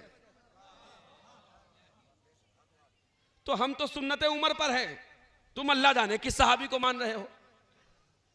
मेरे पास दलाइल के अंबार है, मैं जिस हाइट पर खड़ा हूं ना यहां तक मैं किताबें सजा दूंगा कि जिसमें यह तारीख लिखी है कि पहले मुहर्रम को हजरत उमर की शहादत नहीं है, हजरत उमर की शहादत पहले मुहर्रम को नहीं, जिलहिज के आखिरी अय्याम में है। अब इनकी सियासत और बदमाशी देखिएगा, पहले मुहर्रम को ये शहादत उमर की तारीख लेकर चले आए है ना, तुम 22 रजब को कुंडे की नियाज करो तो ये मामू का जनाजा लेके चले आएंगे। अरे जो समझ गए हो मेरा सलाम। ये मामू के ताबूत को कांधे पे उठा ले आएंगे। हमरे मामू मर गए थे आज। सुन लीजिए, एक जुमला कहकर जा रहा हूं, डरता भी नहीं हूं। मैंने दुश्मनों के नरके में एक जुमला कहा था, अपने मजमे में बैठकर बोल लेना कोई कमाल नहीं है। कमाल तो तब है कि जब अगयार के बीच में जाकर अली अली नहीं करो, दुश्मनाने अली से इजहार बारात भी करो। मैंने एक जुमला कहा था 22 रजब को, वो तारीखी जुमला था, यहां भी कह रहा हूं कि चूंकि 22 रजब के मौसम में मैं रहूंगा नहीं, इन 10 मजालिस के बीच मैं तमाम बातें खोलकर जाना चाहता हूं। मैंने एक जुमला कहा था कि हाँ ठीक है, हम भी जाफर सादिक अलैहिस्सलाम का न्याज करते हैं ना 22 रजब, तुम भी मना रहे हो। एक काम करते हैं, दोनों एक चौराहे पर जमा हो जाते हैं। हम कहते हैं कि चलो सैयदा के बेटे का लंगर खाओ, तुम्हारी औकात है, कहो हिंदा के बेटे के लंगर में आओ। हम कहे सैयदा के बेटे के लंगर में आओ, तुम्हारी औकात है, तुम कहो, तो दुनिया भी कहेगी अरे ये क्या लंगर खिलाएगा जो कलेजा चबाने वाले की औलाद में से है। अरे जो लोगों का कलेजा खा जाए वो लंगर क्या खिलाएगा। ये मामू का ले आते हैं। अच्छा, जैसे ही गदीर आएगा, देखो मिर्चा का पेड़ जो होता है ना, आप किसी महीने में लगाओ पर लगेगा गदीर में ही। मैं तो भाई पहले ही कहा, मैं लफ्जों का खतीब हूं, जुमलों का खतीब हूं, समझ सकते हो तो समझना, वरना फिर कोई बात नहीं। सुनिएगा, गदीर में जैसे ही गदीर की तारीख लगती है, कहते हैं हजरत उस्मान गनी रजी अल्लाह ताला अन्हु की तारीख शहादत लीजिए। हर तारीख में ये एक तारीख लेकर चले आते हैं। अब कल इसका मैं खुलासा करूंगा कि ये कहां कहां पर किस किस के मुकाबले में क्या क्या लेकर आते हैं तारीख के हवाले से। हम अहले सुन्नत के मानने वाले हैं ना, अहले सुन्नत के मानने वाले हैं, फख्र से कहिए अहले सुन्नत के मानने वाले हैं, है ना। तो अहले सुन्नत के किताबों में ये बताइए, क्या खजूर खाना सिर्फ लिखा हुआ है? क्या सिर्फ मिसवाक करना लिखा हुआ है? सुनिए, इमाम सुयूती ने इसको नकल किया है और सैयदुल मुफस्सिरीन हजरत अब्दुल्लाह इब्न अब्बास फरमाते हैं कि अल्लाह की कसम, कुरान में जितनी आयात अली के शान में नाजिल हुई, किसी और की शान में नहीं। इससे एक जुमला और आगे बढ़ के कह दूं, अरे क्यों ना नाजिल हो, अरे ये तो 300 आयत की बात है, ये पूरा का पूरा कुरान तो उतरा ही इनके घर में है। पूरा का पूरा कुरान तो इनके घर में आया, 300 आयत मौला अली की शान में। और बाकी लोगों ने आयत उतरने के बाद, ये गौर करिएगा आसिफ भाई, बाकी लोगों ने आयत उतरने के बाद अमल किया, मगर ये वो अली है जो आयत, जो अमल करता जाता था, आयत उतरती जाती थी। अरे समझ सकते हो तो समझना यार, इससे आसान मैं क्या करूं। और लोग चाचा, और लोग अमल करते थे आयत के ऊपर, और अली के अमल के ऊपर आयत उतरती थी। तो जिसके अमल पर आयत उतर जाए उसे हम अपनी मोहब्बत के जबान में अली कहते हैं। तो अहले सुन्नत के किताबों में पूरा भरा पड़ा हुआ है। एक साहब हमसे बिहार में कहने लगे, मुजफ्फरपुर की सरजमीन पर मेरा खिताब था, और चूंकि मैंने कल ही कहा कि चूंकि मैं स्कॉलर की हैसियत से जाना जाता हूँ, मुझे हर फिरके के मिंबर पर बुलाया जाता है, मगर कहीं भी जाऊँ तुम यूट्यूब उठाकर देख लेना, बात अपनी करता हूँ। वहाँ पे क्या हुआ हजरत के जमाल भाई, कि मैंने जब तकरीर किया इमाम साहब जिक्र अहले बैत, तो एक साहब उठे और कहने लगे, अच्छा आप पूरा साल अली अली हुसैन हुसैन करते रहते हैं, आप क्या शिया हैं क्या? आप किस फिरके से? हमने कहा पूरा साल अहले बैत का जिक्र नहीं करते हैं, आप किस फिरके से?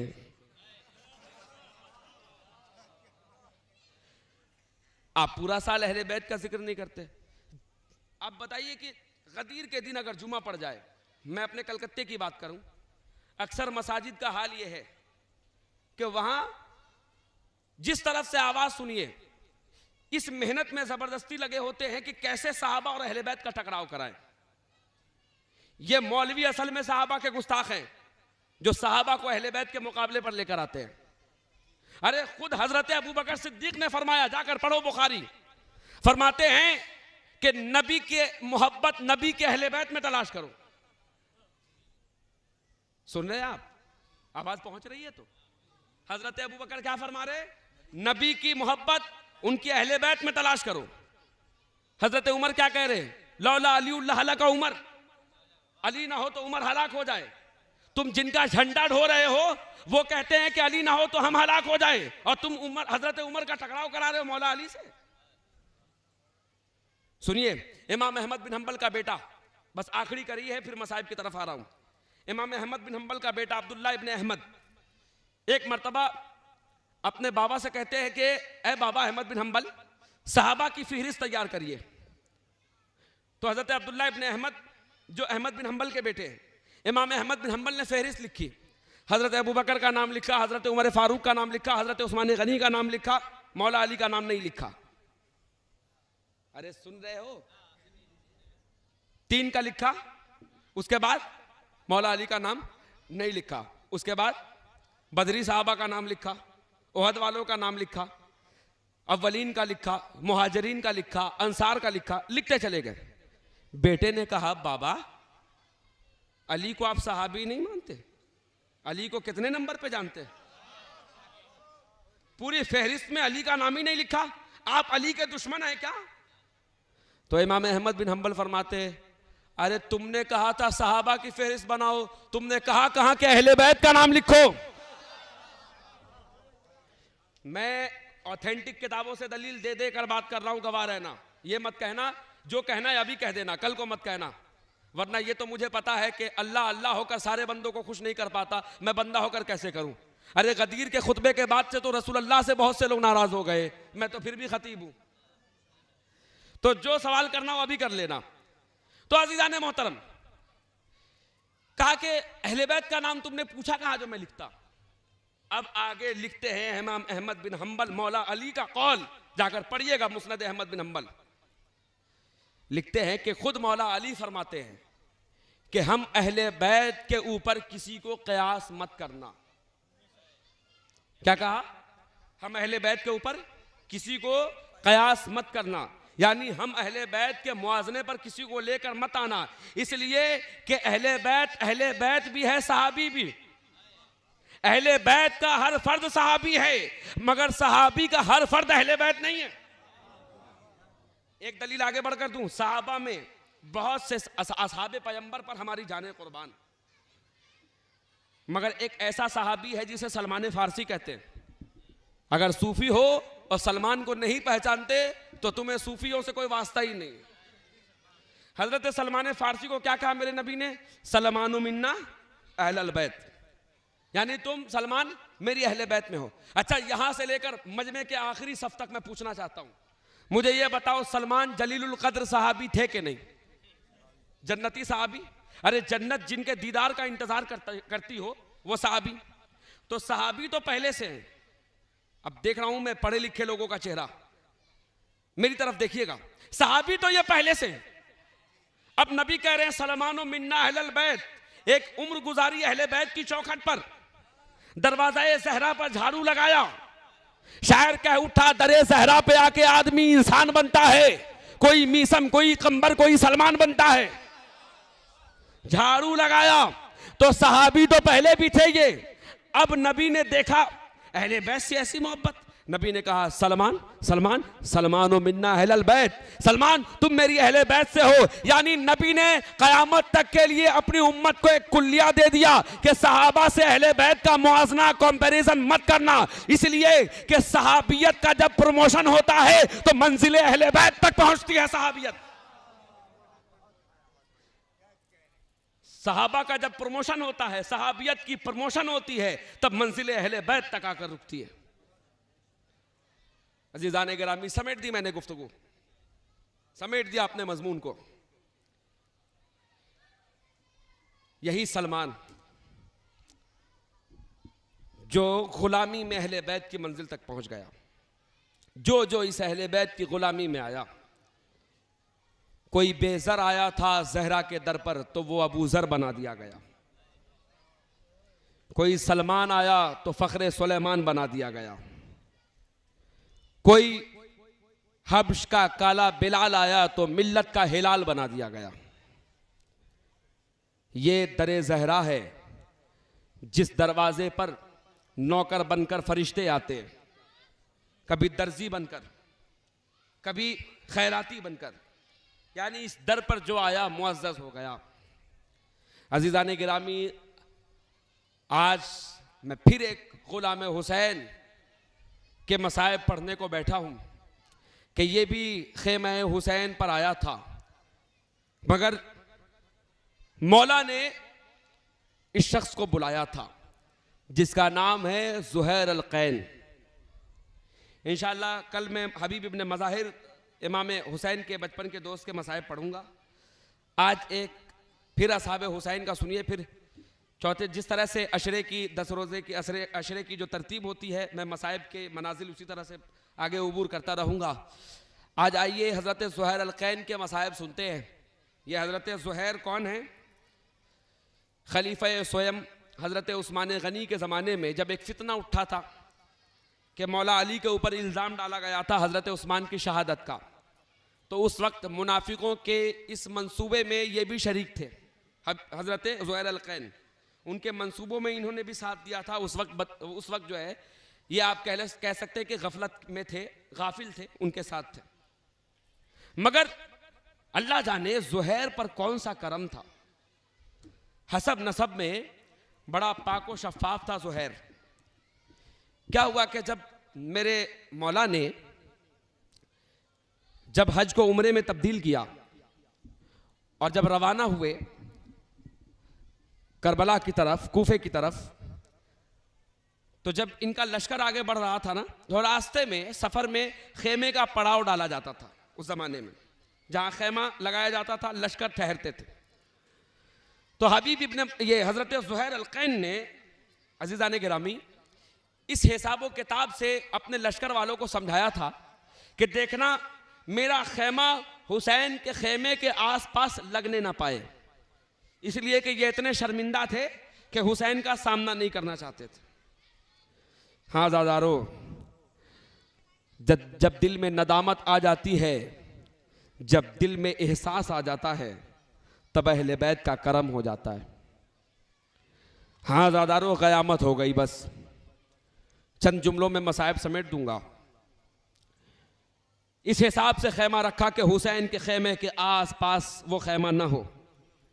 लिहाजा जिस तरह से मौला का खेमा जब आगे बढ़ता, ज़ुहैर अल-क़ैन अपने खेमे को रुकवा देते, अपने लश्कर को रुकवा देते, वहीं खेमा डालते। जहां मौला हुसैन का खेमा पीछे लगता, ज़ुहैर अपने लश्कर को आगे बढ़ा देते। इसी तरह चलता रहा, मगर होना तो वही था जो मशीयत को मंजूर थी। जो मशीयत को मंजूर था, होना तो वही था। हाँ अज़ीज़ान गिरामी, एक मर्तबा मौला हुसैन का लश्कर आगे बढ़ा, खेमे का पड़ाव डाला गया, मगर किस्मत ये थी कि ज़ुहैर का खेमा जैसे ही लगा तो क्या देखा कि खेमा लगाया तो गया, चाहा था कि या तो खेमा आगे निकले या खेमा पीछे रहे, या खेमा आगे लगाया जाए या खेमा पीछे लगाया जाए। मगर अल्लाह की मर्जी ये थी कि जहां ज़ुहैर का खेमा लगा वहीं हुसैन का खेमा लगा। अज़ादारो, जैसे ही हुसैन का खेमा लगा, अब दिल को थाम कर सुनना, अचानक से मेरी तरफ देखना, अचानक से जनाब ज़ुहैर ने अपने खेमे के जो इंट्रेंस गेट है, दरवाजे पर देखा, खेमे के सामने कि एक रोशनी नमूदार हुई, एक रोशनी जाहिर हो रही है। यहीं से ही देखा एक रोशनी जाहिर हो रही है। जनाब ज़ुहैर ने देखा और सलाम किया। सलाम करने के बाद नदामत के आंसू बहाने लगे और रोने लगे। सलाम किया, ज़ुहैर की बीवी ने पूछा कि कौन है? ज़ुहैर ने अपनी बीवी को जाकर कहा कि मेरी ज़ौजा सुन, तुम्हें पता है, अरे हम शबीह पैगंबर को, अली अकबर को हुसैन ने भेजा। मौला अली अकबर आए, जनाब ज़ुहैर आगे बढ़े, जाकर दस्तबोसी की, कहा है हम शबीह पैगंबर, मुझ खताकार के खेमे में आप, मुझ गुनहगार के खेमे में आप, अब क्या खता हो गई मुझसे? पता है मौला अली अकबर ने कहा, ऐ ज़ुहैर, तुमसे खता नहीं हुई, मेरे बाबा ने भेजा है ताकि तुम्हें मैं अपने बाबा के पास ले जाऊं। मेरा बाबा हुसैन तुम्हें बुला रहा है। हाँ अजीज़ो, कलेजा थाम कर सुनना, मौला हुसैन का वो जुमला कि जब मौला आने लगे थे ना करबला, तो बहुत से लोगों ने कहा था हुसैन करबला ना जाइए, हुसैन कूफा ना जाइए, वहाँ के हालात ख़राब हैं, वहाँ के लोग बेवफा हैं, हुसैन आपको कत्ल कर दिया जाएगा। पता है मौला हसरत भरी निगाहों से वहाँ के लोगों का चेहरा देखकर ये रोते जाते थे और कहते जाते थे कि ऐ मक्के वालों, सब ये कह रहे हो कि इमाम ना जाइए, इमाम ना जाइए। अरे मैं सोच रहा हूं काश कोई मुझसे ये कह देता है इमाम तन्हा आप ना जाइए, मैं भी साथ साथ चलूंगा। हारो वो नवासा रसूल अपने खेमे में जनाबे ज़ुहैर को बुला रहा है। जनाबे ज़ुहैर गए अपनी ज़ौजा के पास, जाकर कहा है मेरी ज़ौजा हुसैन ने बुलाया है। पता है जनाबे ज़ुहैर की बीवी ने कहा ज़ुहैर ज़ुहैर फिर तुम चले क्यों नहीं जाते? नवासा रसूल बुला रहे हैं, सिब्ते पैगंबर बुला रहे हैं, राकिबे दोशे पैगंबर बुला रहे हैं, जाते क्यों नहीं? जनाबे ज़ुहैर ने कहा ए मेरी ज़ौजा, क्या तू चाहती है कि तेरी मांग उजड़ जाए? क्या तू चाहती है कि तेरा सुहाग उजड़ जाए? तुम्हें यह नहीं पता इस वक्त हुसैन के साथ करबला जाना मौत को गले से लगाने जैसा है। तुम चाहती हो कि ज़ुहैर मारा जाए, इस वक्त मौत को मुकद्दर बनाना है हुसैन के साथ करबला जाना। हाँ दादारो बस क़यामत हो गई। ज़ुहैर की बीवी ने कहा ज़ुहैर जाओ, तुम्हें मुस्तफ़ा का नवासा बुला रहा है, वरना ज़ुहैर तेरी बीवी तेरा दैन महर माफ नहीं करेगी। ज़ुहैर मुझे इतना फ़ख्र तेरी बीवी होने पर नहीं होगा जितना फ़ख्र तेरी बेवा होने पर होगा कि तू हुसैन पर मर मिट गया। ज़ुहैर कम से कम जाकर पूछ तो ले, अगर तू नहीं जाना चाहता एक मर्तबा जा तो सही, मौला की बारगाह में जाकर देख के मौला कहना क्या चाहते हैं। हाँ ज़ादारो कलेजा थाम कर सुनना। जैसे ही गए जनाबे ज़ुहैर खैमे पर इस्तकबाल में खड़ा था, कौन जानते? अरे वही अलम वाला अब्बास खड़ा था, कमरे बनी हाशिम, अब्बास से हरमदार। अब्बास ने कहा जा ज़ुहैर मेरा मौला बुला रहा है। जैसे ही अंदर गए कहा अस्सलामु अलैका या अबा अब्दुल्लाह अल हुसैन। मौला हुसैन आगे बढ़े, जवाब सलाम दिया, कहा ज़ुहैर मेरे खेमे में तुम्हारा इस्तकबाल है।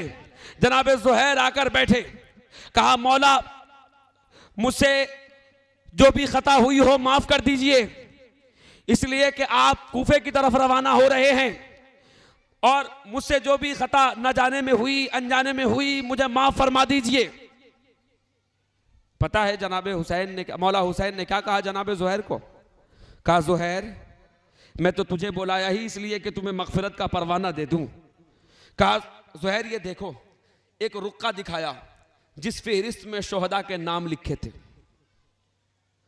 उन शोहदा के नाम में दिखाया। कहा जो है ज़ुहैर देख तो सही, क्या इस रजिस्टर में, क्या इस खत में, क्या इस फहरिस्त में तुम्हारा नाम भी है? जनाब ज़ुहैर ने देखा कि उस खत में ज़ुहैर का भी नाम लिखा था। जनाब ज़ुहैर को नाम दिखाया और कहा मौला हुसैन ने ज़ुहैर तेरे मुकद्दर में ये लिखा है कि तू मेरे साथ साथ जन्नत में रहेगा। हाँ आज़ादारो जनाब ज़ुहैर एक मर्तबा मौला हुसैन के चेहरे को देखा, जनाब ज़ुहैर ने फिर अपने आप को देखा, फिर जनाब ज़ुहैर ने मौला हुसैन के चेहरे को देखा। न जाने हुसैन के चेहरे को देखते देखते जनाब ज़ुहैर के दिल पर क्या कैफियत तारी हुई। अचानक मौला हुसैन ने कहा है ज़ुहैर क्या तुम जन्नत में अपना मकाम देखना चाहते हो? हाँ आज़ादारो फिर क्या हुआ कि मौला हुसैन ने 2 उंगलियों का इशारा किया और कहा ज़ुहैर इन 2 उंगलियों के बीच देख, तेरा मकाम जन्नत में तुझे नजर आ रहा है। जैसे ही जनाब ज़ुहैर ने देखा कि उनका मकाम जन्नत में है, जनाब ज़ुहैर ने कहा मौला आपकी नुसरत को तैयार हूँ, मौला आपके नाम पर मर मिटने को तैयार हूँ। मौला अब देर किस बात की है, मौला ज़ुहैर की जान आपके कदमों पर कुर्बान, मौला ज़ुहैर की नस्लें आपकी कदमों पर कुर्बान। मौला एक ज़ुहैर क्या, अल्लाह अगर करोड़ों लाखों ज़ुहैर पैदा करता, ये ज़ुहैर आपके कदमों पर खुद को कुर्बान कर देता। बस ये है कि मेरी मगफिरत हो जाए मौला। मौला ने कहा, ऐ ज़ुहैर, जन्नत में तूने अपना मकाम देखा ना, तू वहां भी मेरे साथ रहेगा जन्नत में। हाज़ादारो, जैसे ही जनाबे ज़ुहैर ने कहा, जनाबे ज़ुहैर को गले से लगाया मौला हुसैन ने, और गले से लगाकर इस तरह रोने लगे जिस तरह रेहल से कुरान लिपटता है, जिस तरह कुरान से जुज़ान लिपटता है। हाँ, बस क़यामत हो गई। अब मैं आखिरी मंजिल तक पहुंच गया कि जब असरे आशूर, जब जनाबे ज़ुहैर की शहादत हुई, तो जनाबे ज़ुहैर की शहादत होने के बाद ज़ुहैर का गुलाम ज़ुहैर की बीवी के पास आया, और जनाबे ज़ुहैर की बीवी और साथ ही साथ और भी लोग वहां शहीद हुए थे। तो एक असहाबे हुसैन है जिसकी बीवी के पास आकर कहा गया कि तेरा शौहर मारा गया।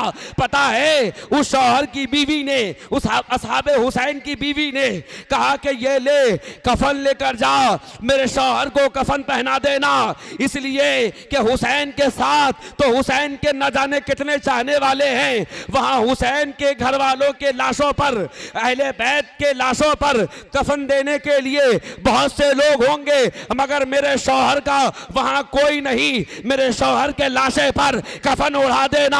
हाँ ज़ादारो, बस क़यामत हो गई। वो कासिद गया, कफन लेकर गया, क्या देखा? देखा कहीं अकबर का लाशा, कहीं हुसैन का लाशा, कहीं अकबर का लाशा, कहीं असगर का लाशा, कहीं कासिम, अरे कहीं औनो मोहम्मद। हाँ ज़ादारो, दिल को थाम कर सुनना। अगर इस साल ना रो सके, पता नहीं कब तुम्हें मौका मिलेगा, कब तुम्हें सैयदा ज़ैनब अपने फर्श अज़ा पर बुलाए। इसलिए शहजादी को पुरसा देना, शहजादी के बच्चों का। हाँ ज़ादारो, बस क़यामत हो गई। जब वो शख्स गया, वापस कफन लेकर गया असहाबे हुसैन के ज़ौजा के पास, और जाकर कहा, ये ले, मैं वापस कफन लेकर आया हूं। वो असहाबे हुसैन की ज़ौजा ने कहा कि क्या हुआ, मेरे शौहर के लाशे पर तूने कफन क्यों नहीं ओढ़ाया?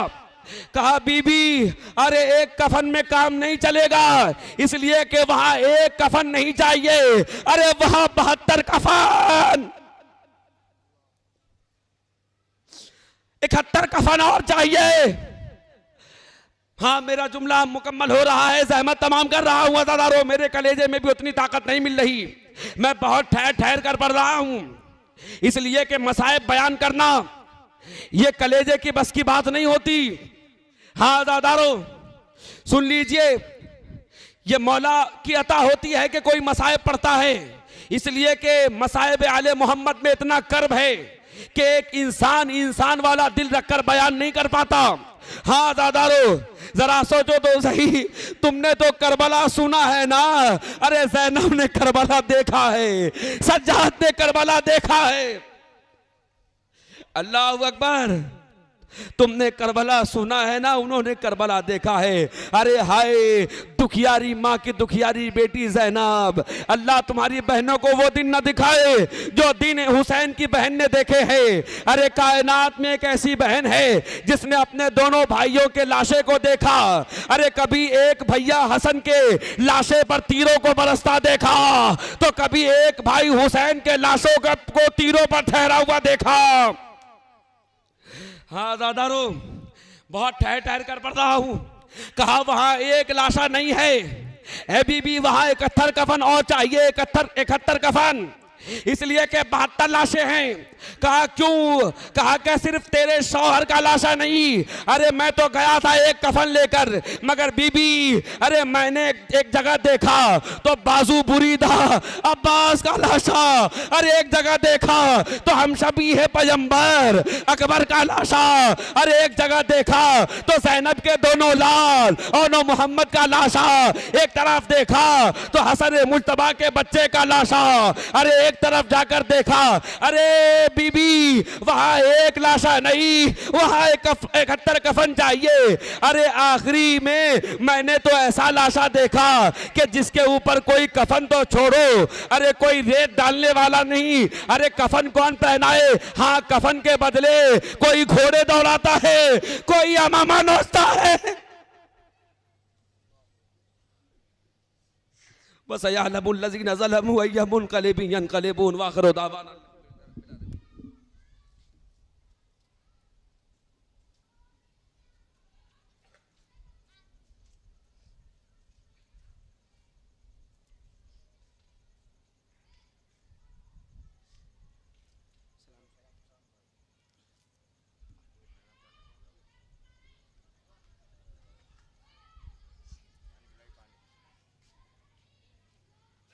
अहल